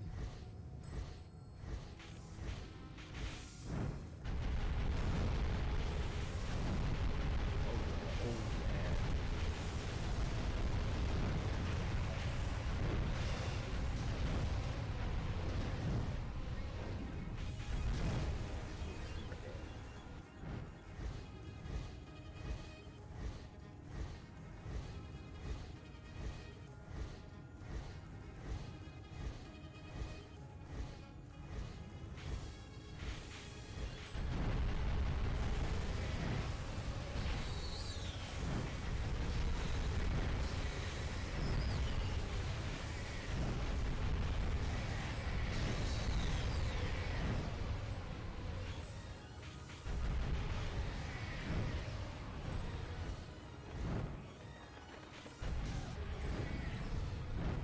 Are you still trying to rank my albums? Oh. I low-key thought you were joking. I can actually try. I mean, Yeah. just the ones on the Bandcamp, like, don't bother with the ones.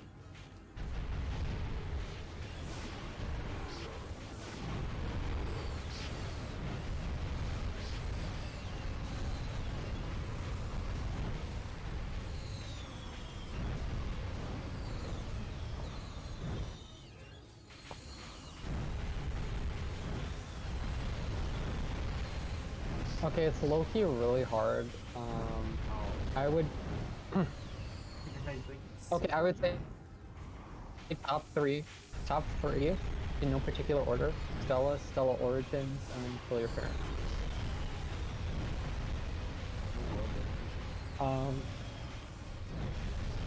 I mean, I was going to choose...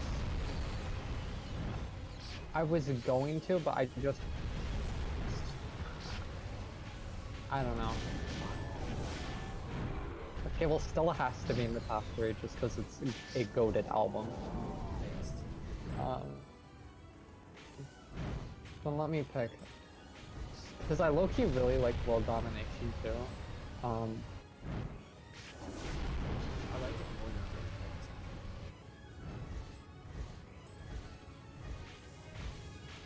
You might be right. I'm just gonna skim through like a few of the songs to compare.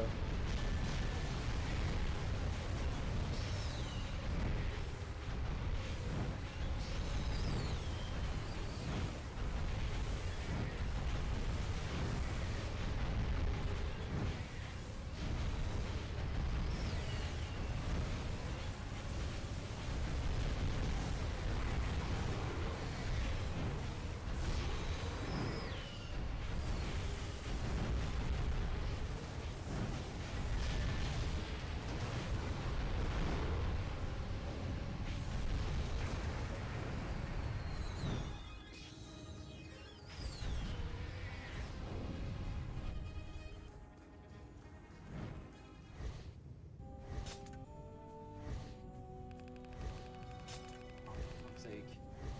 How am I supposed to do this in 2 It's insane. Real. It's magic, though, so that's my bad. I should try. Okay, so Stella and Stella Origins are both in the top three. I'm just trying to figure out like, do I like Kill Your Parents or World Domination better? because I really forgot like a lot of the songs on most of them. Let me see.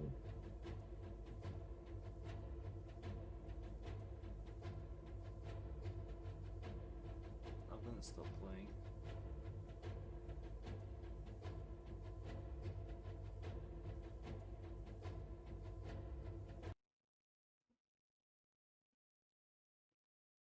I don't know. It's too hard to rank some of this, but um damn, yeah, I guess like are you gonna stream something else or you think you'll go to bed or Oh, I'm just going to fucking bed after this. oh okay. Um let me see. Oh, by the way, all my other You should that aren't on there are on YouTube in a playlist. If you go on my homepage, there's like a playlist with like my albums on there. wait like all of them, like even all of them. Eternal 24. Yes. Okay, let me actually. Um, I forgot to I exported it, but I forgot I fixed the upload for the Spirit Dance music because of that. Oops. And um what's the other one? Oh yeah, no, this is the OG. Are you looking Oh on yeah, my I might YouTube? actually put. Yeah, I think I just found the playlist you're talking about. I'm gonna bookmark it. There's two of them. There's one for my vocalist stuff and one for my MSL stuff. Anyway, what was I saying? I forgot. Oh yeah, the Spur Dance music I fixed the upload, but I still need to fix the upload of Glenn Waves 3. Oh So I'm gonna damn. replace it in the playlist. So that's why like the Spur Okay. Dance music has like no views on the playlist because I replaced the Okay. upload, but it's still unlisted. So like, unless people go on the playlist, they won't see it. Okay. Well, But I'm the reason I definitely did that is because I don't want people gonna. to like be exposed to like the garbage I used to make, like as their first impression. But I still want True. like people to have access to it. Okay, that makes sense actually. Oh my god.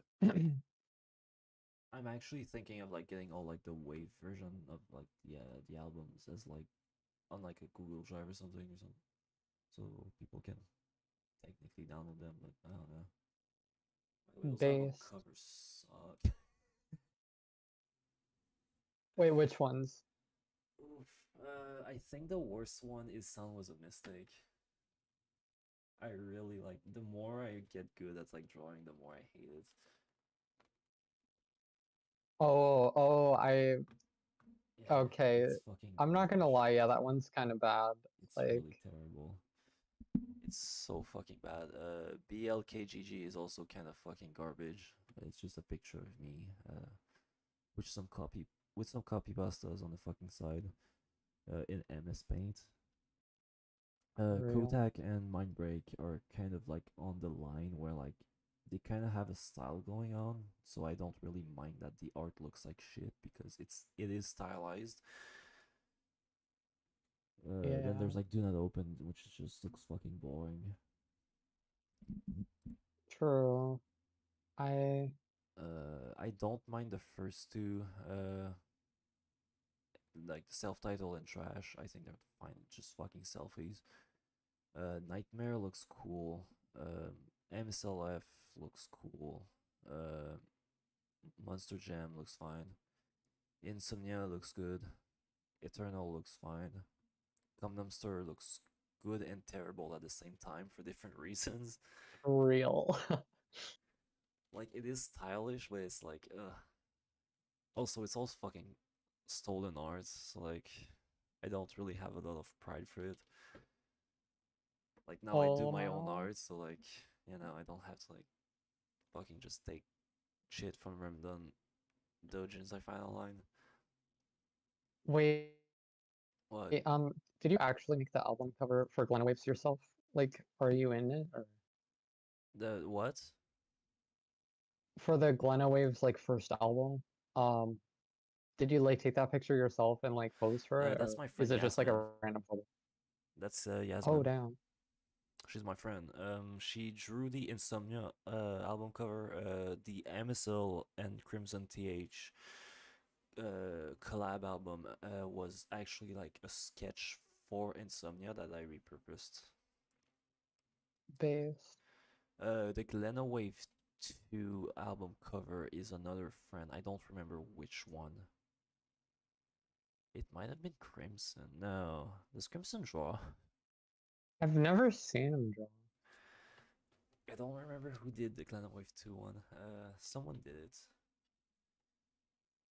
Um, I drew the Despair Dance Music one on MS Paint. Super Mega Supernova is true. It's been drawn by me. It's super fucking obvious. I did it on my tablet, phone thing, mobile tablet. I think it looks fine. Like it's very clearly not serious, but it's Yes. Cartoon sex, I can't really say the same about it. It looks fine. It was like one of my better drawing for the time, but like comparing to my art now, it looks kind of shitty.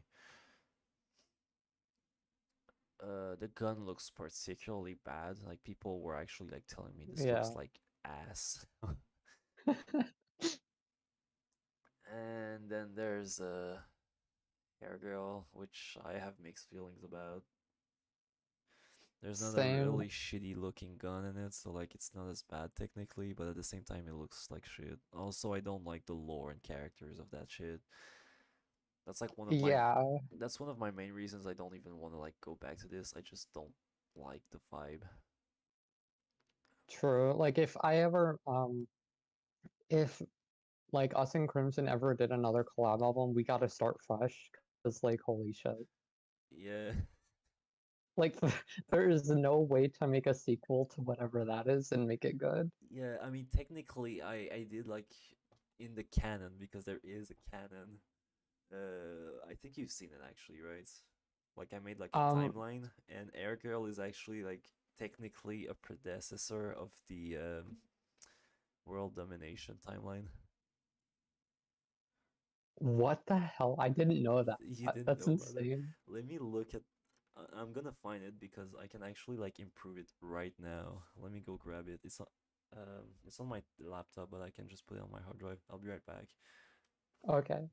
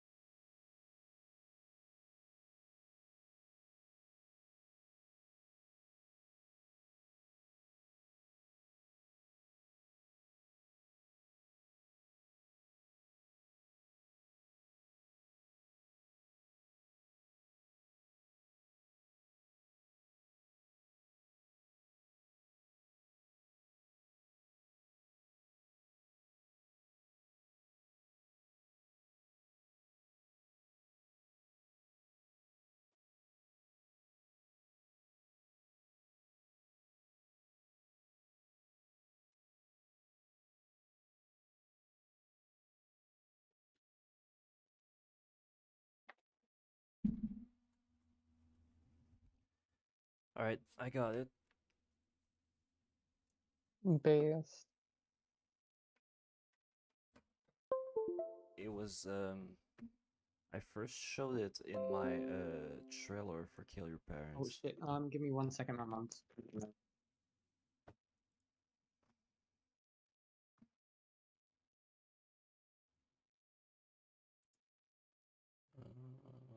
Maybe I should show that.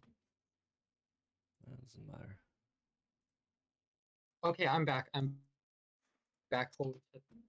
My grandma literally just handed me like a fucking ice cream cone and said, "Here." Okay, sorry, what were you saying? I low-key did not,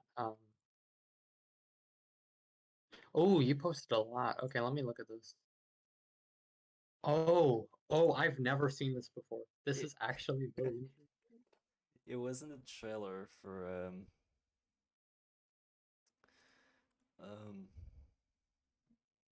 for Kill Your Parents. No, What? no, this can't be real. So Beatrice is actually a fucking replicant of Hair Girl. That's insane. Of what? Beatrice from from Possession Yeah. is a replicant of Hair Girl. What does it say? This can't be real. Wait.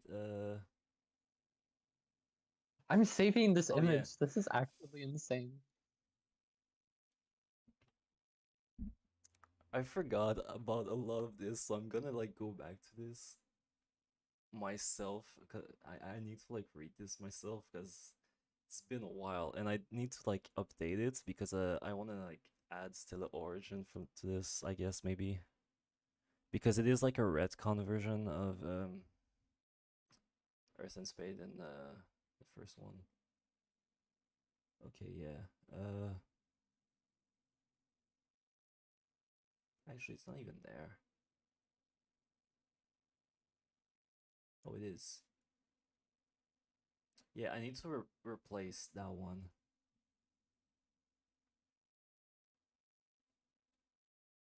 Kind of. Or do I?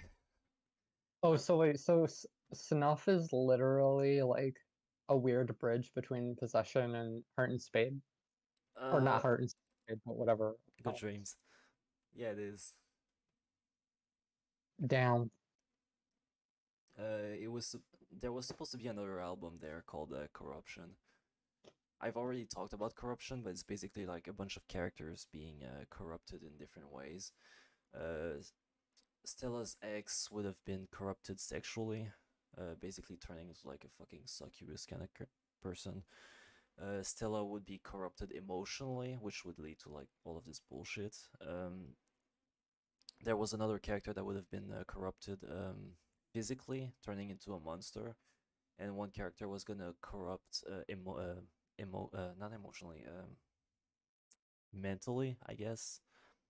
And I think that character was the one that was kidnapping guys and shit by like being an e-girl, and that's what that Base. those like shitty gamer girl songs were about in Glenowith 3. Like I had an idea, but like I executed it like the most. Really? Yeah, I executed it in such a cringe way that I was like, fuck this shit. I'm just gonna scrap this album because I had a lot of like ideas after the Stella trilogy, but none of them really like went anywhere. But yeah, in the Shenhua timeline at the top, I think I want to replace Dreams with Stella Origins. Oh my god. I'm trying. Wait, let me read the top thing. Okay.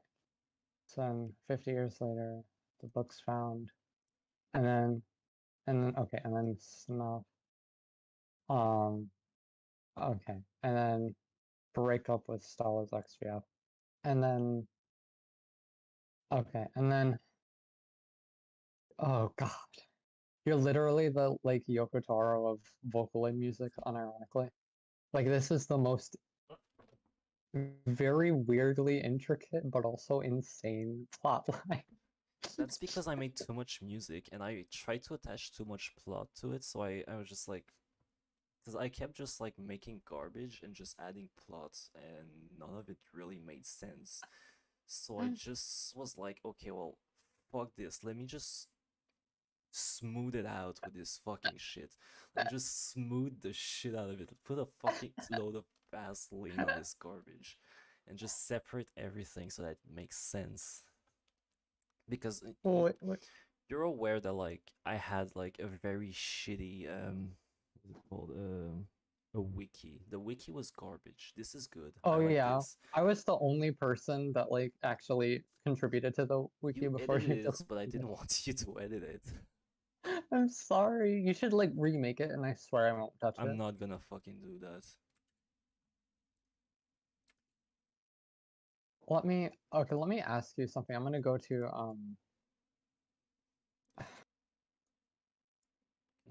Fuck no, that doesn't work. so in the ending for the chat noir timeline, and I know I'm saying that wrong, but okay, No, you so said it properly. Jezebel.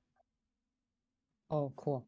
Jezebel became a witch and used the powers to enslave humanity into machines killing themselves. Basically, is the machines killing themselves part of like your albums, or did you just throw the Makinini thing in Wait, Jezebel became a witch and used her power to enslave humanity into the machines, slowly killing themselves in desperation. What are you talking about? there? Oh, yeah, I did mention it in there. Yeah. Um, like I said, I smoothed out everything so that it would make sense and be coherent. So, yes, it is in there. It makes too much sense. Yeah, I hate Like it. that is I weird. was actually gonna make a sequel album to this, which would have like expanded on it. I was gonna make an album called World Destruction, which would be, well, there was World Destruction, which was a remix of World Domination, which was just the same album backward. But I also wanted to make a sequel, which would have been, there was two sequels actually that I wanted to make. The first idea was Jezebel is in hell and she dates Satan or some bullshit. This ended up becoming Possession. Oh. The other idea was a sequel after the end of the world, where the only thing left is machines and demons, and that would have been called, I'm not sure, but I made songs for it on Glennawaves 4, such as I Wanna Fuck a Robot. Like Based. I love that song. those songs were all meant to be for that sequel, but I never ended up making it. By the way, if you go on like Bandcamp, I retroactively added those Glennawaves 4 tracks that were like actually good to Kill Your Parents. They're bonus tracks now. Oh damn, I'll check that out. Yeah.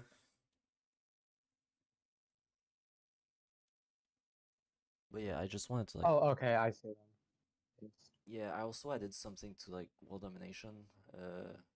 I think I added the unfinished World Destruction remix.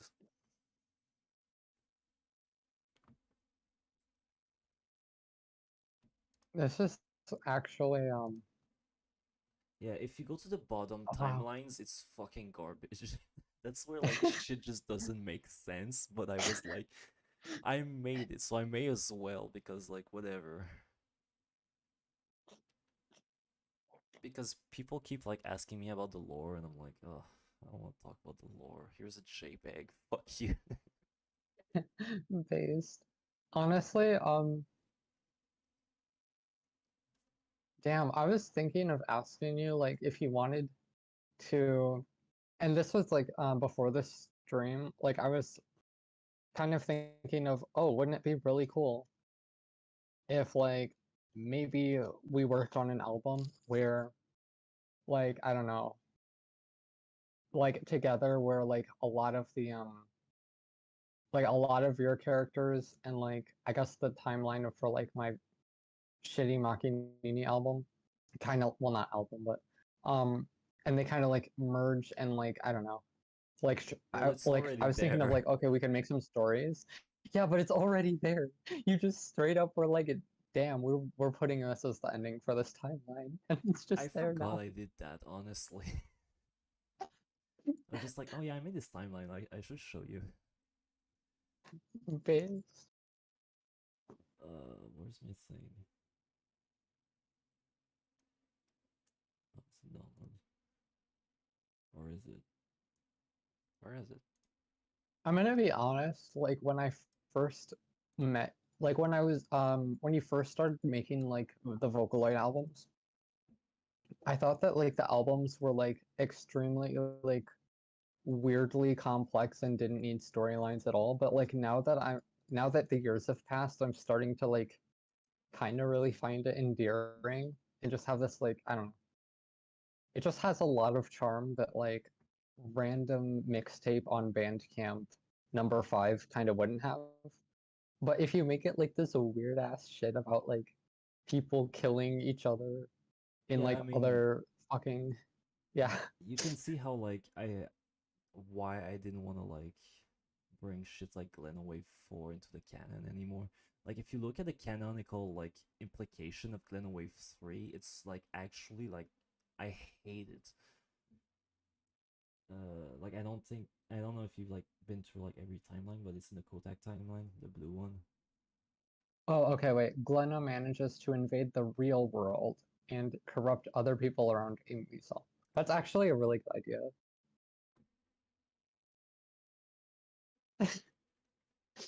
I really like this lore.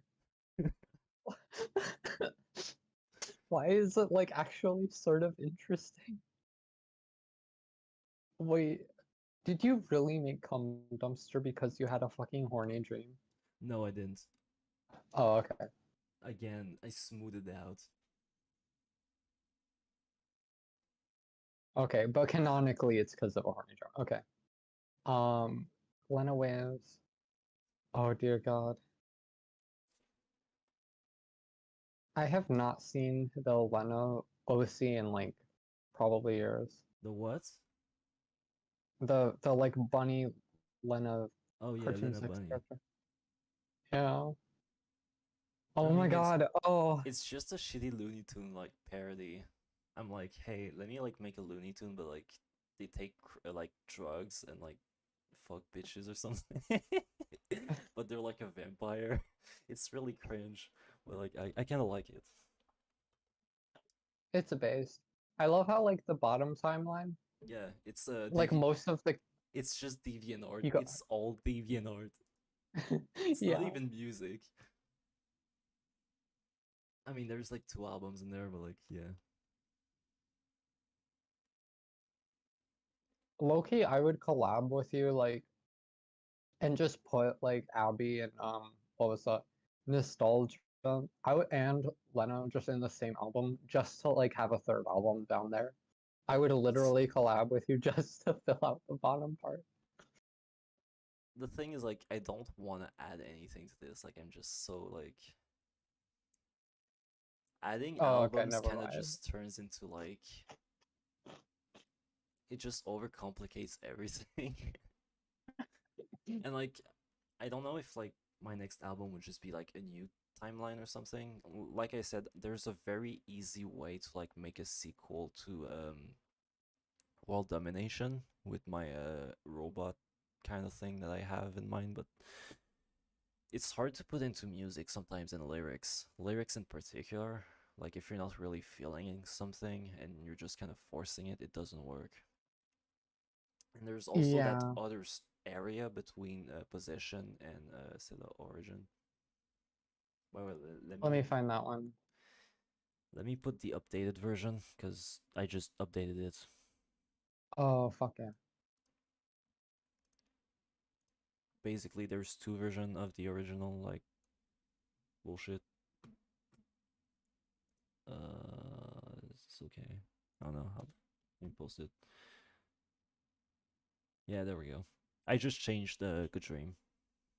Okay. I think I'll download both of these pictures. I deleted the old one because this one's better.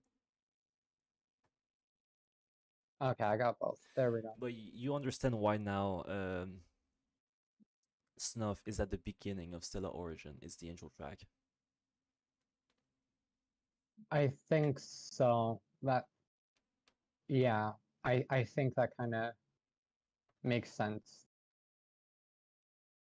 Oh, that's so weird because it's really weird to think about. Yeah, it recontextualized a lot of stuff.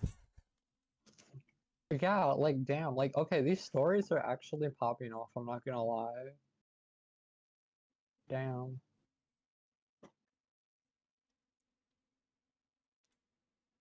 Oh god. I really want to show you I really wish I could show you like some of the music that I've made that I like purposefully have kind of not tried to show you just because like just because I said a couple of spicy things on the old server and I low-key don't want you like canceling me or some shit. I mean, fair. But like now that you're mentioning it, it's like people know that I have something to hide. True. I mean, Oh god. if you just like listen to my music, like you'll notice that like something's not right. Oh yeah, no, there's Like I was listening to Stellar Origin, I was like listening to Snuff, and like at first I was like, oh, this is fine. But, like after a few listens, I was just like, this is making me uncomfortable for real. true. Particularly because it's like there's a lot of my own like experiences that are from like the Stella trilogy. Like the Stella trilogy is more about myself than like a Yeah. character. But like the other timeline isn't. So like there's a bunch of shit that has nothing to do with my actual like life experiences that I just like mixed in there. So it's like a mix of like real experiences and horrorcore and like weird like sci-fi like bullshit. Based. Oh wow.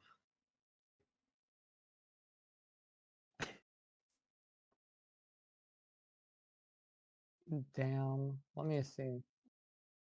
Oh, you're still streaming, right? Oh, yeah, you Yeah. are.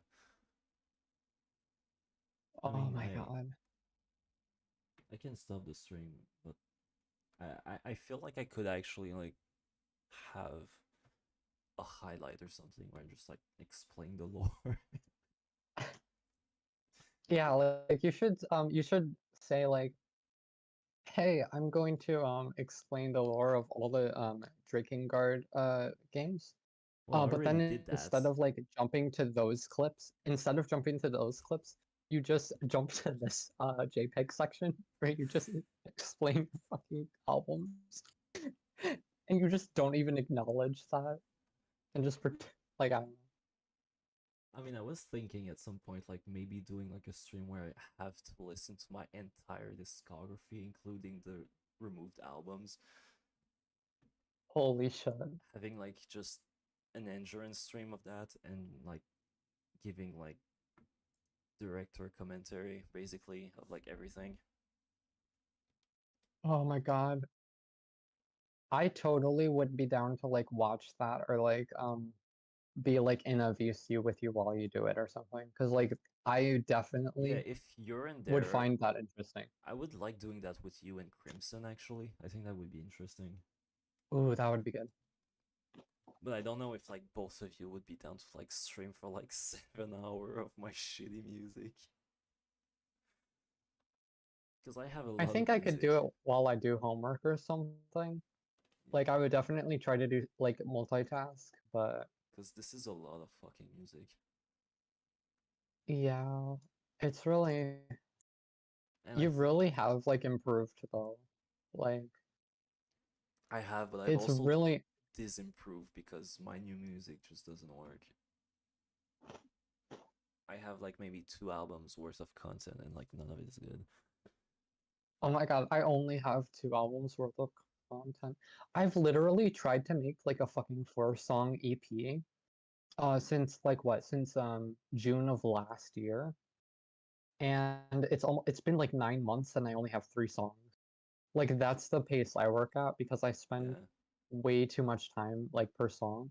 I end up liking them because they're very like polished in comparison to like my older stuff, but yeah, dang, like I think you've mastered the art of like instead of having creative block and like obsessing about um making like the perfect song, you just learn by actually doing stuff and learning from mistakes, and that's something I really haven't been good at.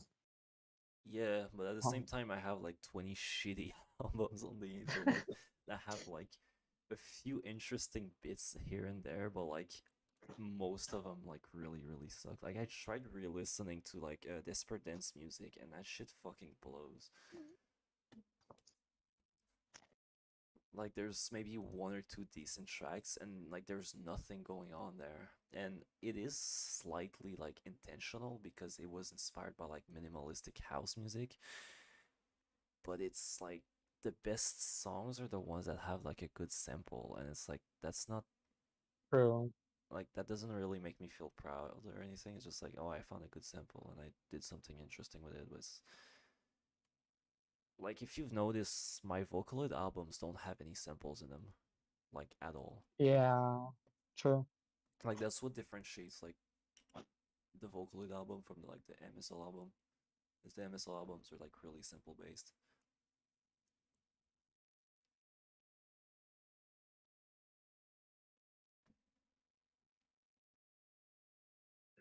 Oh god. I love how I have. Let me. I Oh, love. sorry. You go ahead.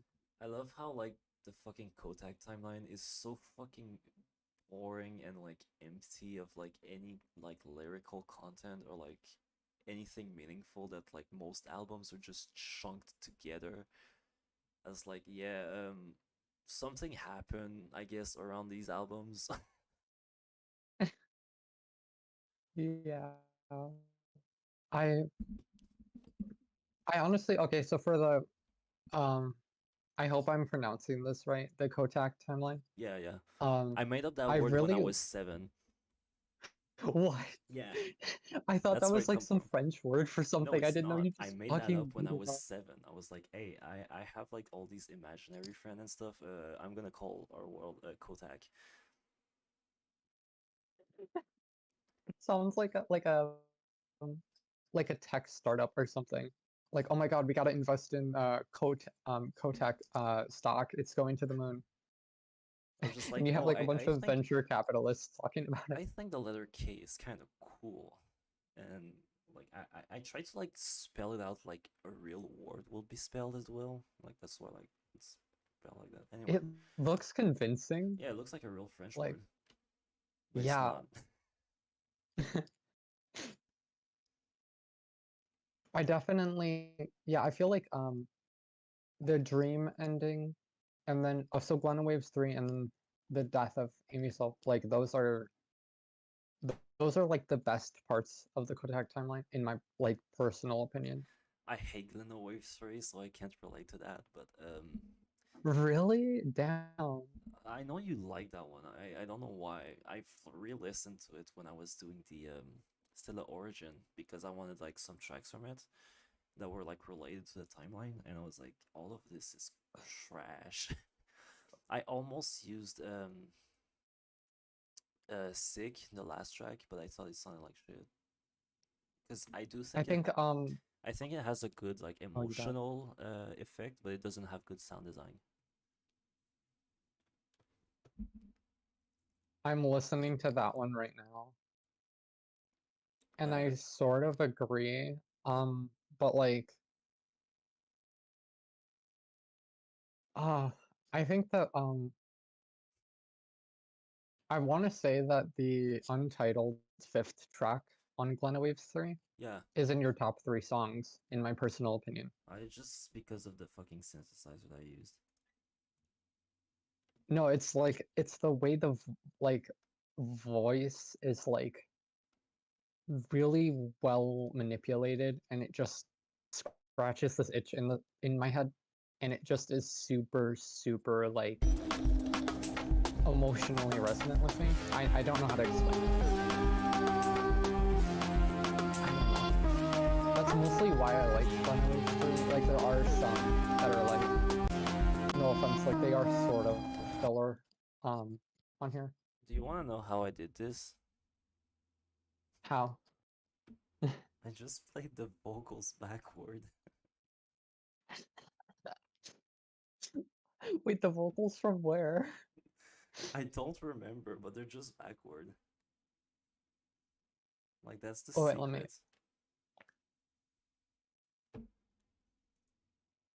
It's so. It still hits though. It still hits. I I think, think it might like, have been like bit shifted a little bit, but like it's just. I mean, I can like go grab my laptop and look at the fucking file, but like I'm pretty no, sure. you don't have to. I You don't wanna, have to if you don't I want. want to know because like I actually don't think this is like that cool. Let me be right back.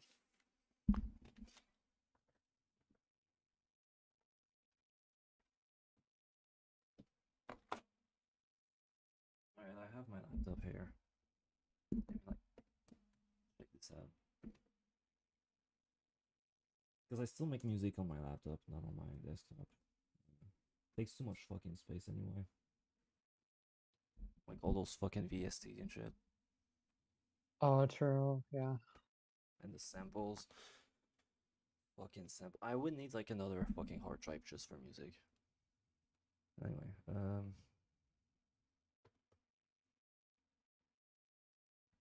I love how I just have like a fucking folder called sludge.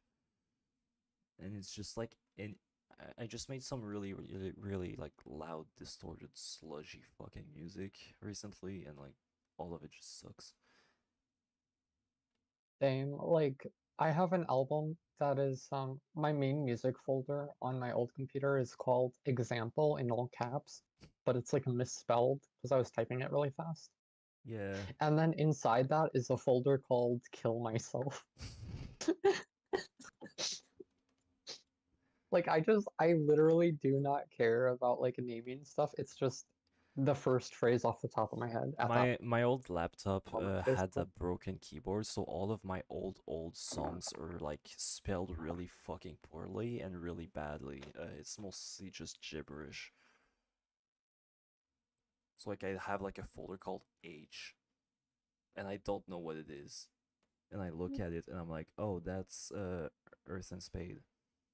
And I have Oh, songs I such as Bore and Creativity, or the C word, or the C word with the number 5 after it, because it's the second version of it, and the number 2 doesn't work on the keyboard. oh my god. There's Jeaner, I don't know what that is. There's Heing, there's Hungmai, there's Imp5, Imp5 underscore 2. I guess. Oh yeah, when you do like new version, it automatically gives it a 2. So I guess that's something. There's a song called Invincib.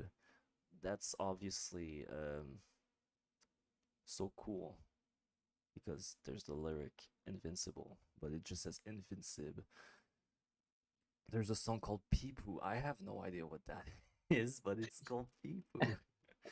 There's Party, but without the letter A. There's Recognition, Recognition 5, Recognition 5 2, which that's fucking a song by Gumi Mekpoed, which by the way I changed the fucking lyrics. I assume you know this from the Stella Oh yeah, version. I think I tried to re-listen to that one and I noticed. Yeah, I fixed the lyrics because people hated them, and I hate them now as well because it just doesn't work with the rest of the album. It's like, oh, let me just do some fucking generic bullshit for that. Do you remember when there was somebody making like a compilation video of like You sent worst it to me. Vocaloid songs? You, I was actually like really shocked. I thought it was Oh funny, my but god. like I was also very coping. Like I was coping very hard and very poorly. I tried to like be unaffected as possible, but like I did feel a little bad. I'm sorry for It's not sending that it's to not that you. it Like feels bad. It's more like it's something that happened and I wanted to ignore it, but like I just couldn't like oh not yeah. acknowledge it. Like I had to acknowledge it. But it wasn't making me like I wasn't like sad or anything. I was like kind of like weirdly proud and like also upset because they only played like the first 10 seconds of the track, which is like the worst part of the track. And so Yeah. people would watch that video, be like, "Oh, this sounds weird. This sounds off. Like, what is this garbage? You know, let me look at it." And they would go to my song and be like, "Hey, this is actually kind of decent. I just don't like the lyrics." Yeah, That was like I every comment was, oh, this song is actually good, but the lyrics fucking blow. So I was like, let me just fucking fix the lyrics for this version. And I don't even like the song. I think it's overhyped. Like, I made that song and I was like, oh, it's really, really good. I really like it. It's catchy as fuck. Let me make a music video now. And then I make the music video and uploaded it. Same day. Same day that I made the music. I made the fucking music video. And, oh wow, that's insane. well, not the same day. I think it was like the day right after. But I might have like done a few like tweaks for the song. But I made that whole thing in like 24 hours basically. And then like a few days after, I was like, this is kind of like mid. This is kind of mid. Why did I make a music video for that one? And I that's oh, actually like my I'm so biggest. sorry. Yeah, you go ahead. That's my biggest issue with that like trilogy is Earth and Spade is just all over the place. Yeah. Anyway, what you were saying? Let me think. I was wondering like what's what's like your favorite album of yours? Not in like not necessarily in terms of like listening to it now or like what you think is the most well made, but like the one you personally feel the most attached to and like have the best memories of like making the music or something. Like I don't know. Because you have a lot of stuff that like I think like emotionally resonates with you. And I feel like you've been like expressing like a lot of like weird stuff going on in your life through your music. Like I think the eyes, like I know I'm not gonna say what that's about, but You can you say and I what know it's what that about. one was about. It's about my fucking stalker. Oh, okay. I wasn't gonna bring that up if you didn't want, but yeah, Well, it like wasn't like huge stalking. It was mostly like just weird, like borderline, like work harassment and just like stalking my online social medias and just confronting me in front of my friends and shit. It was just like fucking weird. But I'm not like afraid of like talking about it. I don't give a shit. okay. I yeah, but like I would just like to ask you like what's your personal favorite? I think I found the song on my laptop. It's loading. It is loading. Favorite? Oh, for fuck's sake. It's missing some samples. Whatever. Yeah, that's a song. There's 3 layers on Untitled 5. No, there's 4. There's the drum layer, there's the ambient sound, and there's the bass sound. Nice. Oh, and the vocals. Oh, the vocals are done through oh no, that's not the drum, that's the yeah, that's the vocal, I think. Is it? What is this? Oh, there's the drum. Where are the vocals? Oh, are they missing? Because it's simple? Yeah. Let me like. No, they are there. Okay, I sliced them. Where are they though?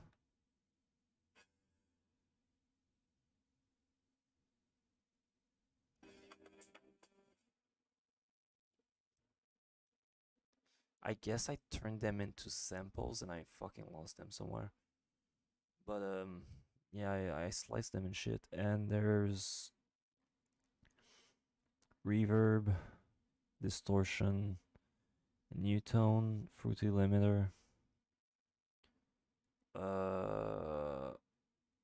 Actually, is it even? Okay, I have the sample here. What is it? Gum 5. Which one is that? 5. I have a lot of stuff named 5 because it was like the only number that worked on my fucking keyboard. Yeah, if I go to like Vocaloid vocal. I might actually be able to find that. So, where is it? It's not in the old ones, I think.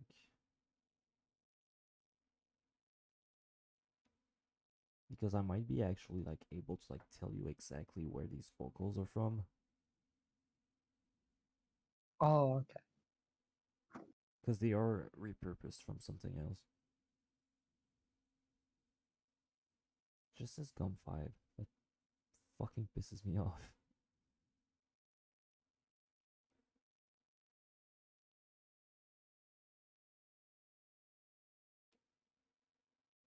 It should be in there. It's not there. I don't get it.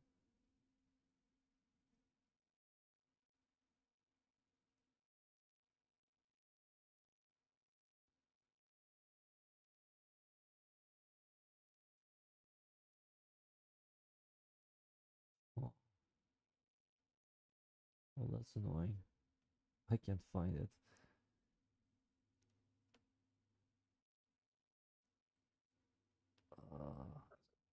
Oh, it's just Gum. It's not Gum 5. I'm fucking stupid. Anyway. Then what is it?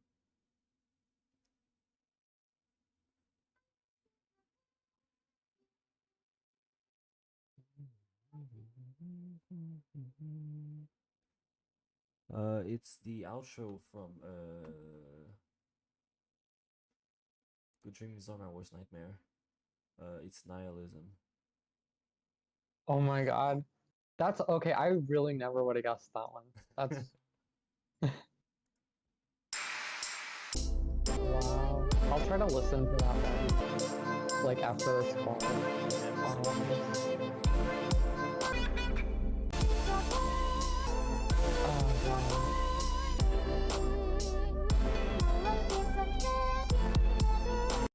Oh yeah, I just sliced those lyrics, and I'm not sure they're actually playing backward or not, because it doesn't say reverse there.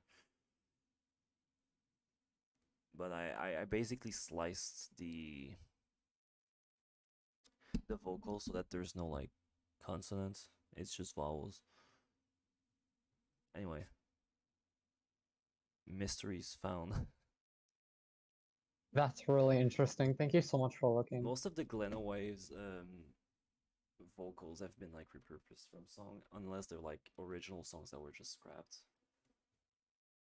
Oh, I That see. also Okay. includes Stella. A lot of those lyrics are like either scrapped songs or just vowels from random tracks sliced up.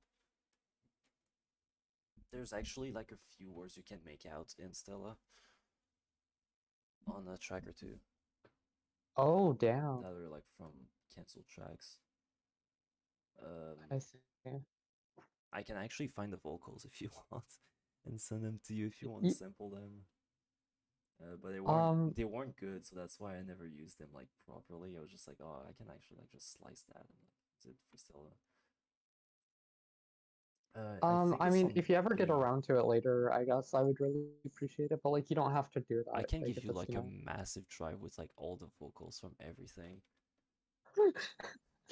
Damn. Yeah, I think Stella B. I can make that.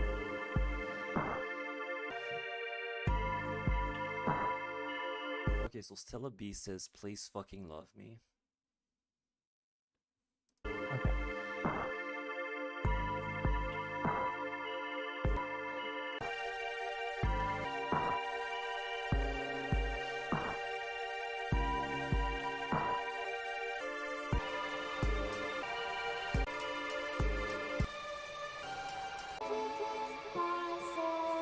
I have a dumb question. Did I ever show you the Vocaloid song that I made? No, but I found another part from Stella B that was actual like, lyrics, but I jumbled them a little bit. Oh, You can damn. make up the word "fix myself." I think I tried to like say. Let me listen to it more. I can dejumble it.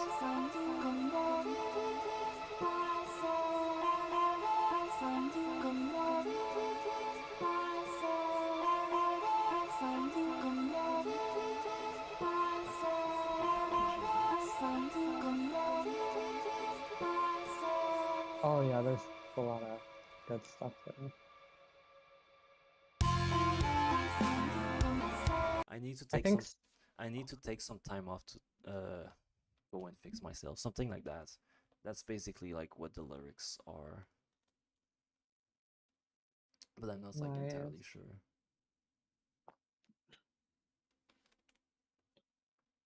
I don't think there's anything outside of Stella B that's like actually like lyrics.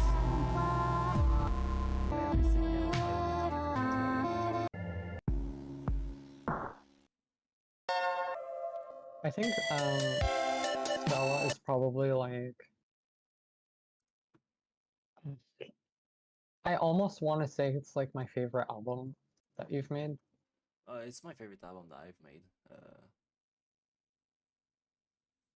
It's odd to explain like how I made this album, and I think I would be able to make another one of these, but I don't want to make one technically. Technically, World Destruction was supposed to be the Stella of Jezebel, where I would like Oh. take Stella and just kind of like try to like decompose the emotional side, like I don't know how to explain it, but Stella was made at that time that like I was really like struggling. I was like fucking insanely depressed. And Yeah. actually, initially I wanted Stella to loop back into um, Good Dreams, the beginning of the trilogy, right? Because it's the cycle of depression. And Oh.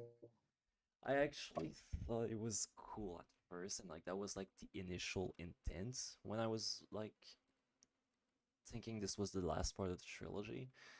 But the more I made it, the more I was like upset that like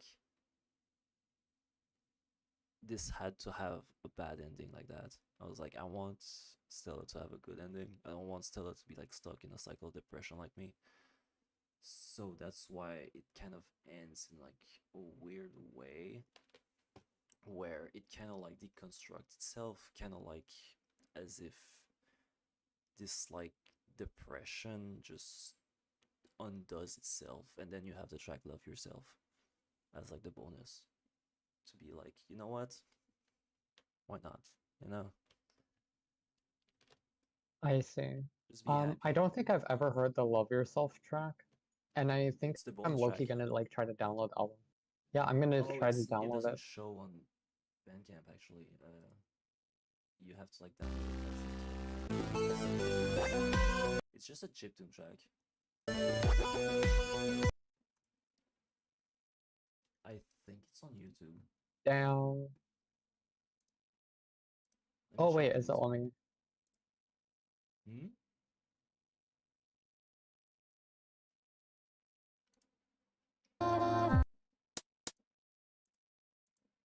No, it's not on YouTube. That's funny. Oh, but Yeah, I don't think I've ever heard it. I have no clue it what it sounds says like. in the description, free download with exclusive bonus track. I was trying to farm them downloads. But yeah, there is a bonus track on the Bandcamp download. It's funny that you've never listened to it, actually. I mean, if you've never like sampled it anywhere else or tried to reuse it, then I don't think I ever have. Like, unless you posted it in Discord like a No, while ago, because I I mean might. maybe on Oh, Discord, but no, you would have heard it. yeah, let me Because I was posting a lot of shit on Discord.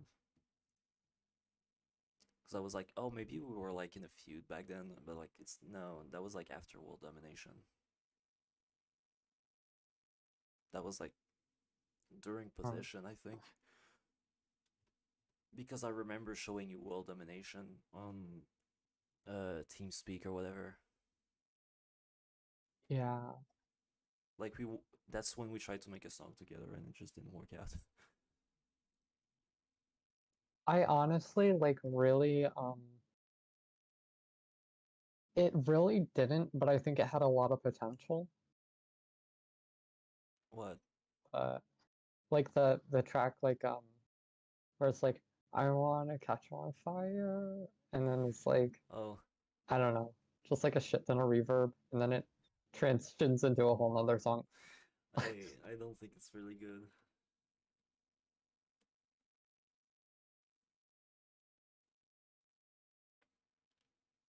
Let me see. Oh god.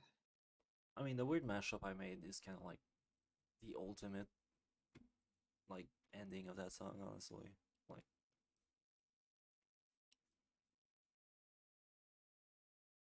I don't know.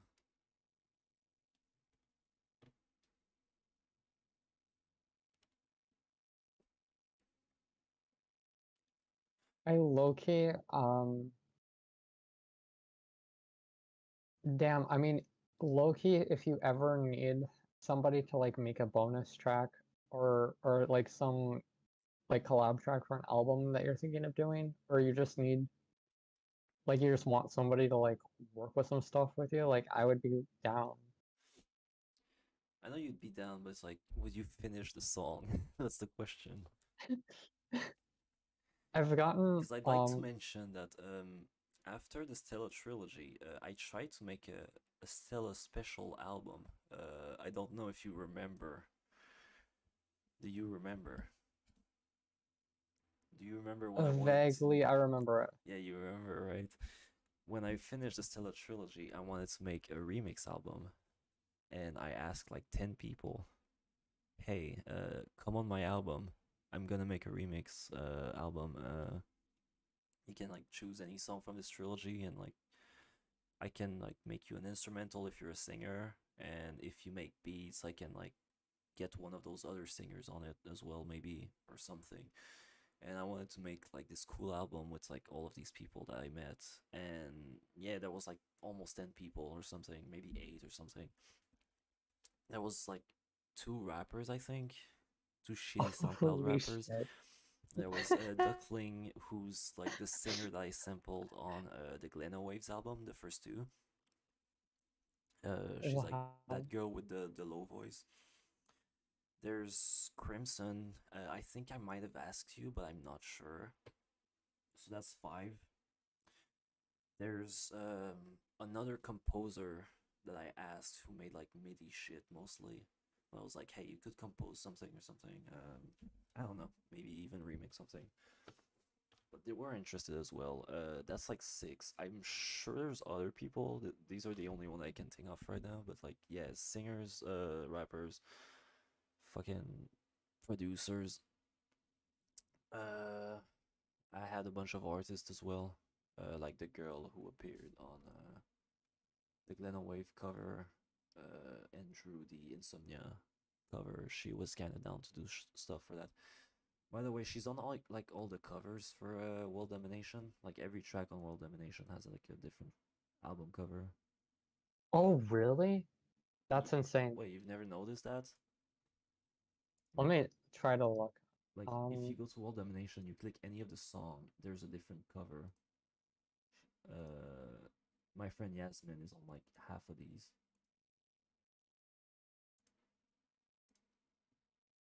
I'm going to the oh those. Okay. Oh yeah, I remember now. Yeah, and I combine like every single cover to make the last one for World Destruction. Oh, that was really based. And yeah, Oh God. Oh shit. Okay, now that I'm listening to the ending, world domination kind of hit different. I don't like that ending. I think it's just like dumb. I just wanted to like make something cool. It is kind of like the Stella of the album in a way. Like it's just the insanity inside of like Jezebel's mind. Just because Based she doesn't like recover, she just goes deeper down like craziness. real. Though technically in the other timeline she dies because the fucking world ended. Oh my god. Uh, you We asked should me a, have you asked me a question earlier. Like my favorite album or something, like emotionally or something. well, yeah, I guess like Because that's like I don't even think I can answer that question. oh Uh, okay then. My bad. well, I mean I can try, but it's like I'm basically just gonna go through every album and explain like how each of these album like affected me. I can't really say much about the stuff that I made before Vocaloid because there's no lyrics in them. Like, there's no like proper like emotional connection I have to these that like lasted. It's mostly just me True. fucking around in FL Studio.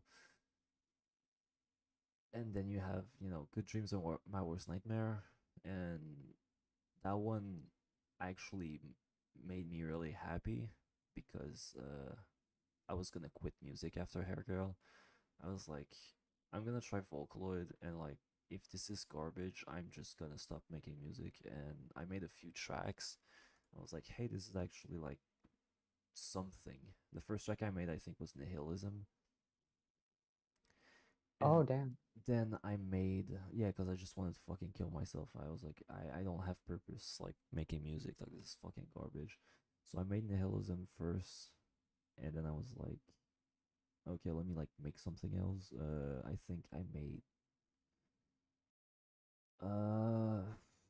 which one was it again? Not Leech. Melancholy. Melancholy was the second track that I made. And I was like, hey, this is kind of decent. But I'm still, like, not, like, sure. So I made Spotlight after that. And Spotlight was, like, the single of that album. That's the one that, like, everyone liked. And that's the one that made me go, I have something here that I can actually make. Yeah. I was enjoying making music again, like putting lyrics in my stuff and giving it context and basically being able to like put my emotions into music really, really, really fucking helped me. That's So good. I have a lot of like appreciation for that album. And I had this is where it goes to shit with Earth and Spade. Earth and Spade is the fucking piece of shit garbage that fucking haunts my dreams. That fucking album pisses me off. Uh, Technically, Kill Your Parents was supposed to be a remake of that album in a lot of ways because I wanted Good Dreams to have a good sequel. Oh no. So I made like a sequel and a prequel at the same time. So like it's a prequel of World Domination and it's a sequel of Good Dreams. But Oh. I retconned the timeline a little bit. So like technically, Stella Origins is what is like the first album of that particular timeline. So Kill Your Parents is a sequel to Stella Origins and not Good Dreams. So Earth and Spade is an album that I rushed, honestly. I don't know what the fuck was going through my mind when I made this thing.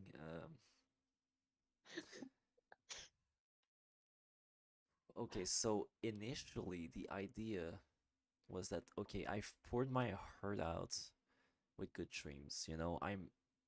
Let's see how things go before like actually making a proper sequel. So instead, let's make a good ending and a bad ending because Good Dream ended on a track called Cliffhanger. What's gonna happen? Well, there's two things that could happen. There's Heart and there's Spade. Heart being self-love, successful piece of shit douchebag where like I become an asshole basically and an egomaniac where I love myself. And that's where the track So Cool comes from, where I'm like, hey, Oh yeah. what if I was like, what if after Good Dreams I became like fucking e-celeb or whatever and like I made it out or some shit and like I'm living the life, baby. And here's the issue. I couldn't write songs from that perspective. I just couldn't. I made So Cool, and then like I didn't have anything else left in me. So already the idea of making two little like EPs just didn't fucking work because I just couldn't fucking write like this fictional shit because it just made me feel like shit. Oh So yeah. the other That makes side sense. that's based on self-hatred had a lot more going on. One of the first tracks I made was Idol, which is like one of the worst fucking songs I've ever made. It's actually my least favorite Vocaloid song, I think, from like an actual like Vocaloid album, not counting Glenawave. Idol might just be my least favorite track I've ever fucking made. It's a song about Forlong, obviously, you know that. Maybe, I don't know. Wait, let me. Idol is I know that. Oh my god. Oh, okay. Yeah, I'm reading the lyrics. Oh god. Oh basically, yeah. I No. thought Forlong was cool or whatever, and like I talked to her, and she called me a fucking egg, and I was like, okay, you're fucking stupid. For And I real. was like, you know what? Oh, and she was getting canceled at the same time, so I was like, oh fuck Forlong. Oh So yeah. that song was like, yeah, just it's cringe just like reading the lyrics, but like whatever. That's a song that I regret making actually, for all sorts of reasons. First off, Forlong isn't even like canceled anymore. It's just like, yeah, she has like gross fetishes, but it's like she didn't actually like groom anyone from what I know. Anyway, Yeah. that song's fucking stupid. And it doesn't fit either fucking idea really. I mean, it kind of fits the self-hatred side where I'm like depressed, but like this basically there was the good ending side where I become an asshole, and there's the bad ending where like I still keep my integrity, but like I go homeless and like fucking die or some shit. So there was like a good and a bad ending, but they were like technically the opposites because I turned into a more evil person by having the good ending, and the bad ending made me like a good person or whatever. That was kind of the idea. Yeah. That's why I always say like black heart, white spade, because like the heart is like corrupted and the spade is like pure. Oh, Yeah, I see. that's where it Okay, comes that from. makes a lot more sense. Yeah, it makes sense once you know. Like, there's so many layers, but there's nobody would get that from listening to the album. Nobody, nobody understood what I was trying to make because it's so Like, I feel like flawed. It's so bad. he should have contacted like a Matt Pat, and he could have tried to make. He could have tried to like make like 65 videos on the Amy Cell lore. Oh fuck. Anyway, but what ended happening was I made a few tracks from the self-hatred side, like Imposter Syndrome and whatever the fuck else. Despair Dance Party is kind of like a strange one. It doesn't really fit either as well. Get Away From Me is also from the self-hatred side, I think. I don't know, I'm not sure. But like, you can tell there's like only really one song that fits both sides, you know? So Cool really fits one side and Imposter Syndrome really fits the other. And everything else is kind of just muddy. And that's because I started to have ideas for songs as I was making these two EPs. I was like, oh, I'm actually like feeling stuff about these things, and I didn't really know that like I would be feeling all of these things right now. So I, instead of making two possible outcomes, it just ended up becoming one outcome. So I was like, okay, well, how do I like still use songs like So Cool and Imposter Syndrome, which are like the best tracks on the album? And I was like, okay, well, let's keep the idea, but let's put it in the background. So the self-hatred and self-love is still there, but they're more like an angel and a devil on my shoulder kind of situation. Oh, okay. Yeah, that makes sense. Good. So you understand why I hate this album a little more, I guess, now, because there was so much ambition with the album, but there was so little that was actually executed. And Yeah. you can tell with how much bloat there is on the album and how much songs just don't have any weight or impact to them. Like every song on Good Dream has some sort of meaning or impact on my life. Uh, except Prologue. Like Tired of Love is just me, like, you know, being tired of like all the bullshit that I was going through in like high school or whatever.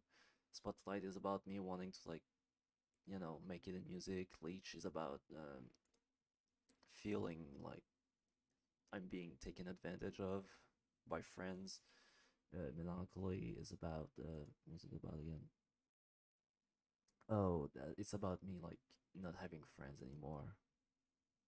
Good dreams are my worst nightmare is about me having good dreams that make me feel sad because I wake up and they're just dreams. Oh, that's sad. Emotional ambivalence is about my ex, I think, yeah. Where I'm like, I hate her, but I also love her at the same time, and it's really creepy actually when I read the lyrics now. I was like I was clearly like exaggerating the lyrics a lot, and it Oh comes yeah. off as really creepy. So I don't like the lyrics much anymore, but Oh my I don't god. think the song is bad. I think it's like one of the better tracks on the album, so I still kept it in Origins. Antisocial is about being antisocial. Unforgivable is about a friend that never wanted to forgive me. Let's Make Out is about Amy. Oh my god. You Yeah, don't wait. Does Amy talk to anybody anymore? no. Is But she dead? what? Is she dead or some shit? Like, I don't think damn. so. I don't know. But I was basically a really shitty friend to her, so I made a song about how I was a shitty friend to her. And I still kind of had a crush on her a little bit, but not fully. I was just kind of like, it was very weird. We had a weird relationship anyway. For real. Then It's Okay is about something that I'm not gonna talk about because I regret making that song and I hate it. Nihilism obviously is nihilism, and Cliffhanger is like me having a fucking mental breakdown. But then you go to Heart and Spade, and it's like, okay, there's Despair Dance Party, which is like, it's kind of decent, but it's too long, and the beat is just poorly mixed and has like weak sound design. The sound design on like half of the album is really fucking terrible, and half of it is better than Good Dream. So I have like really mixed feelings about it. Where like Good Dreams is a little more minimalist, and because of that, everything that's there just has more space to breathe and just sounds more like it has a purpose. While Heart and Spade, everything is super bloated and there's just too many layers and it just sounds like a fucking wall of noise and super muddy. And just none of the song really stand out too well on it. Inspiration. What the fuck is inspiration? It's nothing. This is It's literally just creativity, productivity, inactivity, negativity. What does that mean? I need inspiration, I want admiration. It's just fucking garbage. A song by Gumi Meg Poet doesn't even fit the fucking theme of the album, which is self-hatred and self-love and self-destruction from those two. Like, it kind of fits in, like, okay, it fits, but it doesn't fit how I wanted it to fit. A song by Gumi Meg Poet is yeah. a song about, like, it's from the side of, like, the side where, like, I just, like, fucking become miserable and hate myself. So I was like, okay, well, what if like I make a song about how Vocaloid artists lose all like just don't get recognition for like making Vocaloid music and the Vocaloid get all the recognition. Like, what if I made a song about that? Because it kind of fits the idea and the concept Yeah. technically. Except it sounds really weirdly like preachy and like just fucking it sounds like I'm begging for attention or something, and like people just didn't take it properly. And it's just a bad song. I'm just gonna say it. The lyrics are like they're not good. Idol, I've explained what it is. Get Away From Me is it about my stalker? No, that was me Honestly, before. me. No, that Oh, was okay. before. That was me. I was trying to like. I think I'm. Mm, I think that was my cross dressing. Was just like attracting a bunch of weirdos on like fucking Discord, and I was like, hey, let me make like a song about like how like shitty these people are. Cool. We're like really creepy and like send dick pics and like whatever. So I'm like, yeah, sure. Discord mod behavior. Yeah. Then there's like genders where I'm basically coming out as like non-binary, and Based. I didn't even like really know at that time. It's kind of like something I learned afterward. So Cool is what's left of that one side. Wowza is stupid transition song. Imposter syndrome is about being a fucking, feeling like you're just a fucking ripoff of like other people you admire. I think Imposter Syndrome is my favorite track that you've made, personally. It's definitely up there.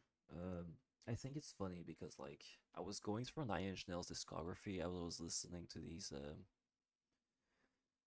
album. I was making this album.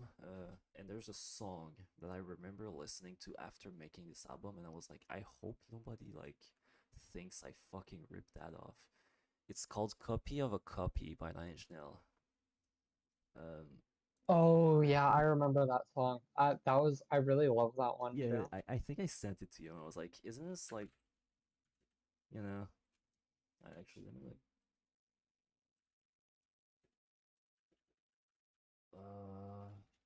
copy of a copy.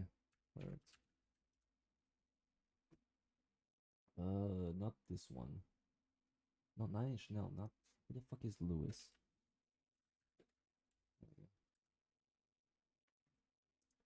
And yeah, some of the lyrics are really similar. Like, I'm just a copy of a copy. Everything I say has come before, assembled into something, something, something. I don't know for certain anymore. I am just a shadow of a shadow, a shadow, blah, blah, blah. And it does seem similar, but I actually see that song very differently in terms of context. Yeah. Um, because I feel like he's talking a little bit about maybe things like sampling and like how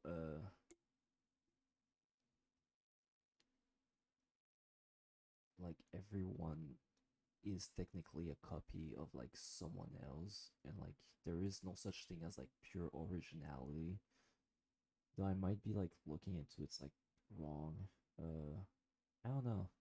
It is an I odd think track, but I do think that there's a lot of like similarity.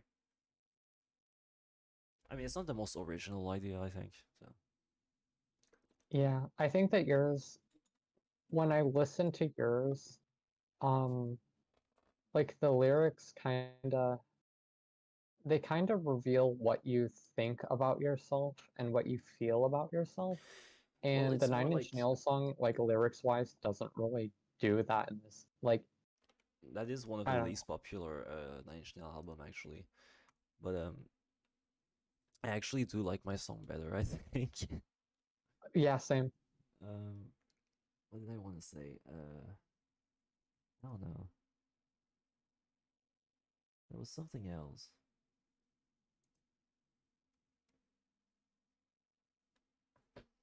Oh yeah, that song is also I think about For Long because I made, you know, there's like a chunk of albums that I made after Eternal 48 that were very like obviously inspired by For Long, which in itself is just a ripoff of Ren Queenston's like Renard, which is like a, like it's just people like ripping each other off, like copy of a copy of a copy, Yeah.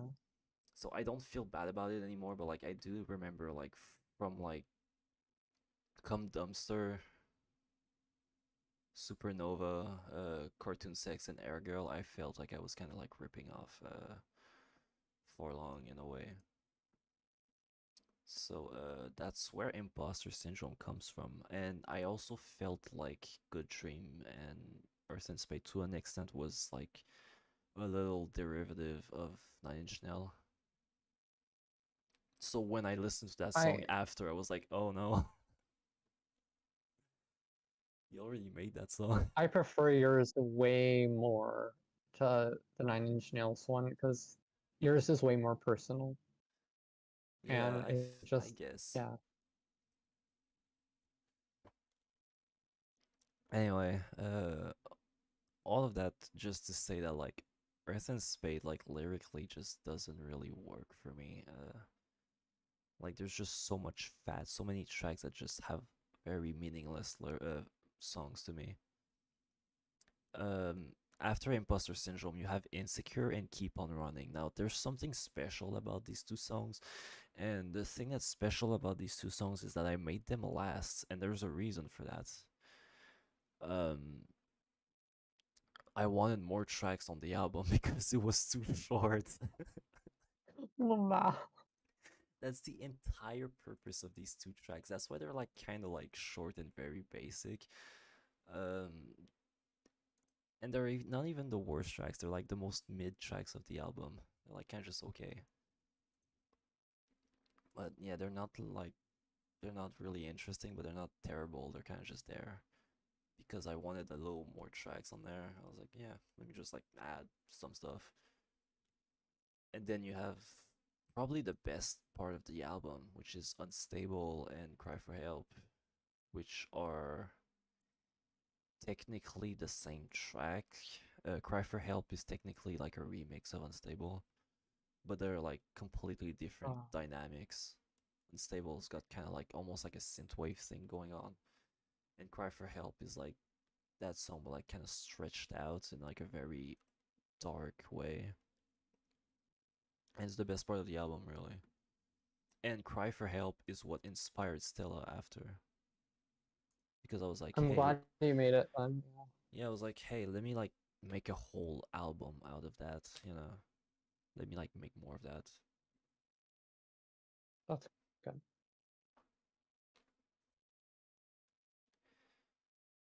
So because of that, I do hate Heart and Spade, but I do think it's like kind of an important stepping stone for me. True. I agree with that. As much as I hate it, because it does have some of my best songs, like we've mentioned, and it also has some of my worst songs. Yeah. But Stella is the great thing about Stella is that it doesn't have lyrics in it. Because I can't cringe at it. So it's timeless. Yeah. It really is. I oh god, I'm trying to think. Um Low key. Oh wait. Let me see.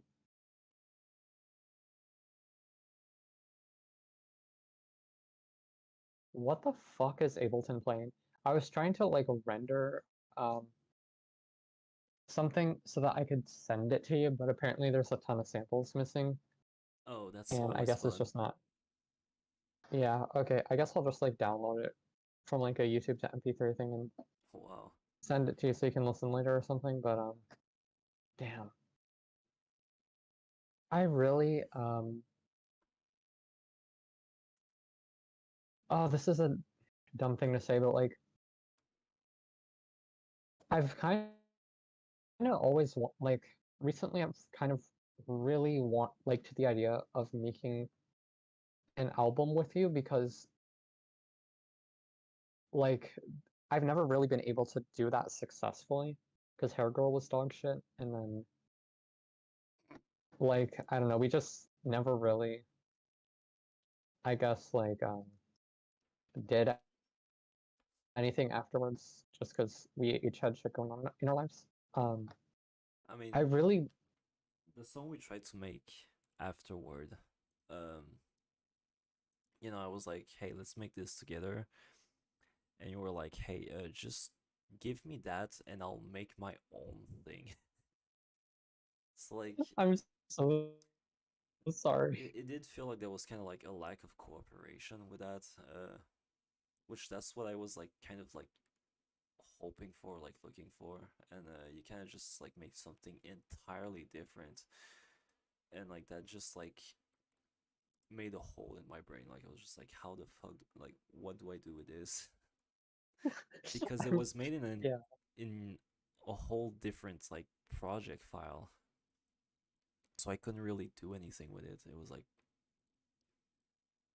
was like working with a sample, but the sample was half of the song. And it's really weird. So yeah, I that did kind of turn me off of like yeah. making more of that.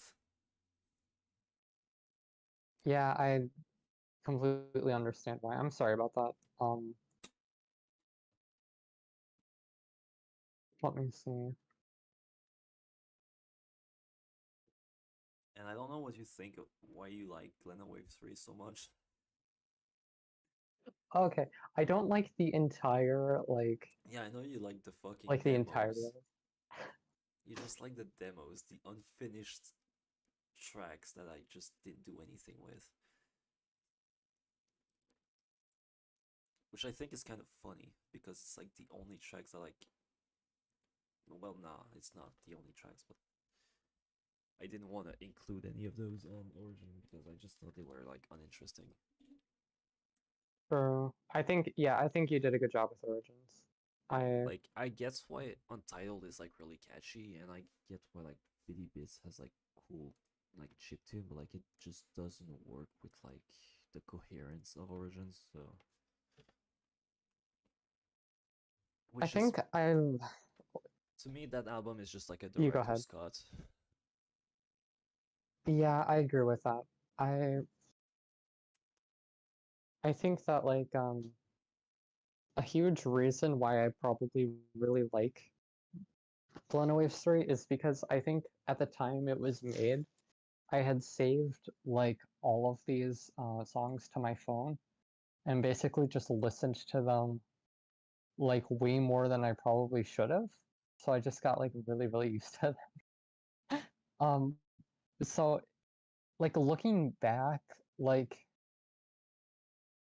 yeah, okay, it really isn't like a strong project at all because it wasn't really like I don't know. It It's wasn't put just together like the other projects you've done, it's just and it's me just kind of cleaning my hard drive. That's all yeah. it is. So I changed computers, so I was like, hey, let me just drop everything that's on this fucking thing before like I move to my other computer and like I take things seriously and do like the channel kind of stuff. That's what this album was for. I was just like, I have all these fucking demos, may as well just drop all of them and just kind of like, you know, start clean after, so I don't like rotate with these like fucking demos that's on my PC and just do something new from scratch after. well, Because there are a lot of albums and ideas in there. There's the Corruption album that I've mentioned, which is yeah. there's the E-Girl demo in there. There's Guardian Angel is part of the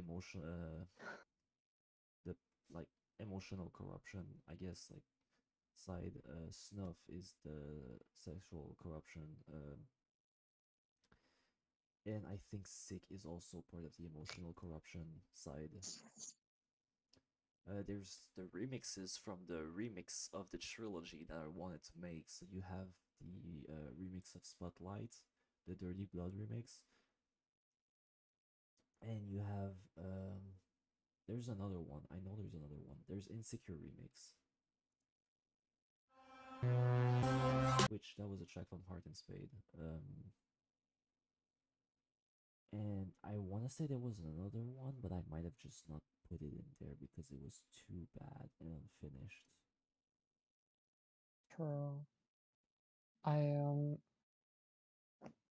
And then there's just like there was a sequel I started working on that was just kind of like a regular sequel. So you have like passive aggressive. That's kind of just like a random extra.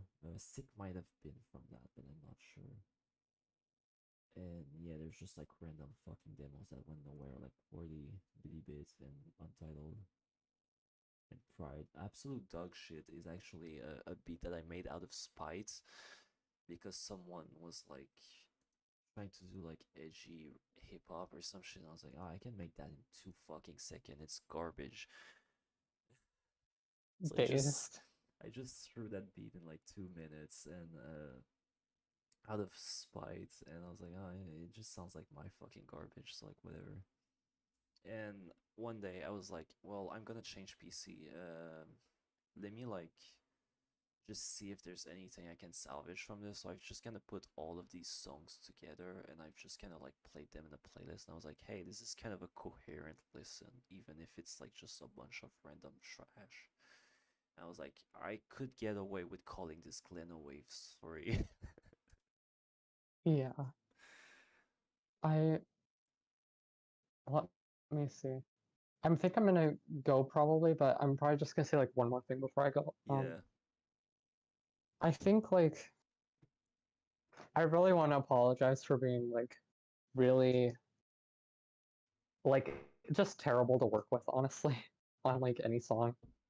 Yeah, I do And I think think with like Air Girl, I did get like fucking tired of like the weird, because I was like actively working on it, and I had like very inconsistent quality, but you were really slow, and then there was Crimson who did the opposite and just gave me like 8 songs in like one shot, and was just like just disappear and vanished into obscurity. a fucking banished to the shadow realm. And like none of the songs matched with the album, and I was just like fucking pissed off, and I was just like, oh fuck it, let me just drop Yeah. everything, even the bad song, let me just put all of it together. Who cares? Because ultimately I knew like I no one would listen to it. I think that like I guess like okay, so with I did want to like I, quit music after this. Like I was like actually like not satisfied with this. And the I'm attitude, really sorry about that. like the But like response to it, not particularly like people listening to it, like, but Crimson and you like just kind of like being really sad with the album just was like the cherry on top after that. But if that didn't happen, I would have probably keep making shitty breakcore, and I wouldn't have like moved on to Vocaloid.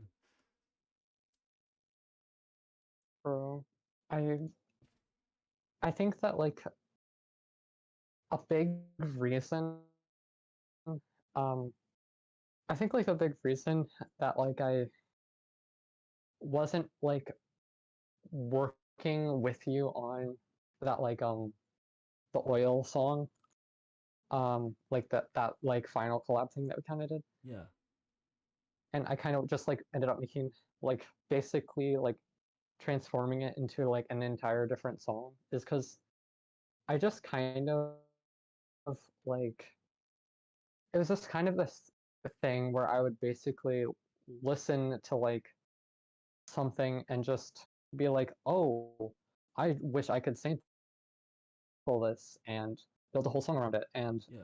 I think like a lot of the my mindset back then was not really like taking into account that this would, maybe be in a project or like fit in with other songs or anything like that. Or like the more I listen to like your Vocaloid music, and like I've listened to a bit of more conventional Vocaloid music like after Yeah, um it's very like in the different. past year I've gotten into like yeah, and I think honestly like a huge reason why I took like kind of the wrong production style is because my mindset is like, oh, I have to add like, proper I have to try to aim for like proper chord progressions or like extremely like technically like conventional like that sort of thing, And I like just threw all of that that in sort the of production. trash and made the most random bullshit. Yeah, and I think like a lot of your stuff I end up really liking a lot more, and I kind of come back to it more just because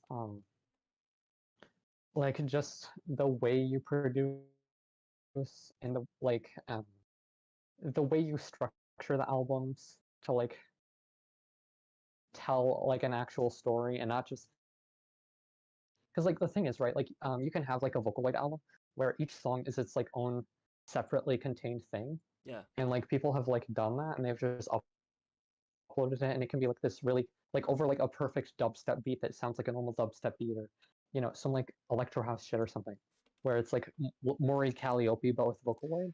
People can do that, but like it has no Lori fucking soul. Calliope And things. I'm sorry. obviously, yeah, I Don't fucking even hate her get me shit. started on Demon Like, Eyes. oh yeah, Snake honestly, Eye like is like the worst song ever made. it is. I think that like old Demon Dice is better than new Demon Dice only because like the old shit was like entertainingly bad. I guess. Where it's kind of just like it's kind of mid now. It's kind of like it's too polished to really be like funny bad. Yeah, I don't know.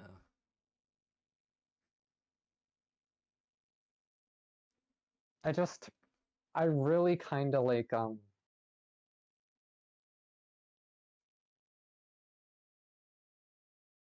I honestly like I know that like I know that you got worried that like I kind of wanted to like I don't know, just have my name on your shit and just like get like an audience or something. I like if we ever collabed, I could just like literally not have my name on it really. Um like I don't care about that. I like really just would want to kind of make something with you just to prove that like just to do it the right way that it should have been done a long time ago. Yeah, I mean, like I said, I can give you like all my vocals, so like you can just fucking remix everything. Because right now I'm like in a Yeah. situation where like I just suck at music. I need to like get.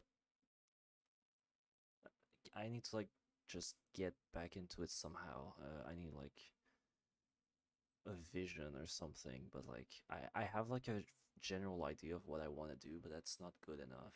I need to like feel something really strong to like make really good music, and I haven't felt really anything that strong in a while. So that's why I've kind of just been on Same. hiatus. But I do want to mention, yeah, most of the Vocaloid album I listen to like just don't do anything for me. Like there's a few one that are like decent, but like most of them just they don't really have a story that's connected, or like it's just like singles or whatever for like a month, not a month, but for a few months, and then like they just drop an album. Like I tried to listen to the new Jinkusu-P album, and I do kind of like it, but it's just so odd, but like in a bad way. It's like all over the place, but Oh yeah. not at the same time. And I heavily respect Cosmo because he can make like he was like the first artist to like really use Miku as an instrument instead of like trying to make like the most realistic Vocaloid music ever. You know, he made Sadistic Factory, he made The Disappearance of Hatsune Miku, The Intense Voice of Hatsune Miku, all of these like songs where he's like, hey, what if I make a song where like Miku can just go super fast and super slow instantly, like no human can, and just like make melodies with that in a way where like it doesn't even sound like vocals anymore, it just sounds like a thing. And he could Yeah. make these like orchestral like masterpieces with like super like well produced compositions, and then on the other side could just make like a casual like fucking drum and bass like hard step fucking banger at the same time, and like he wasn't just doing the same thing over and over again. So I heavily respect him for that, but even though he's arguably one of the Vocaloid artists I respect the most, he's one of the ones I listen to the least. Oh yeah, that sucks. Cause like there's a lot of good songs. Like most of it works really well in like a rhythm game or whatever. But like the moment I listen to his albums, and there's like two songs I really love. Half of it is mid, and the other half is just doesn't work. sounds bad, or like the mixing or something, or like the composition just feels kind of bland. Feels like album filler. That's something that I have an issue with on like almost every Vocaloid album. It's just there's just so much fucking filler. True. I don't know why. I feel like that's maybe like a Japanese thing, where they just have like random like anime generic bullshit in the middle of it that just isn't good. It's just kind of like I don't know. I don't know how to describe it. It's just anime shit. Or like the grooves aren't True. really I know this strong. is It's just like kind of like very upbeat, but not upbeat in like a groovy way, more like upbeat in like a happy, cheery way. But it's not like powerful. It's just kind of like happy, but like soulless happy. I don't know how to explain it. Oh yeah, I get what you mean. And I really I really hate to interrupt, but I sort of have to really Leave. like yeah, I basically just gotta leave. But is it okay if I like text you on like Discord a little bit? Just because I have a couple more things I'd like to try to say to you, but yeah, I mean it's been really nice talking to you. Like Yeah. it's just really interesting to hear like how everything's kind of connected and just Yeah, I mean, you have the why JPEG. you chose.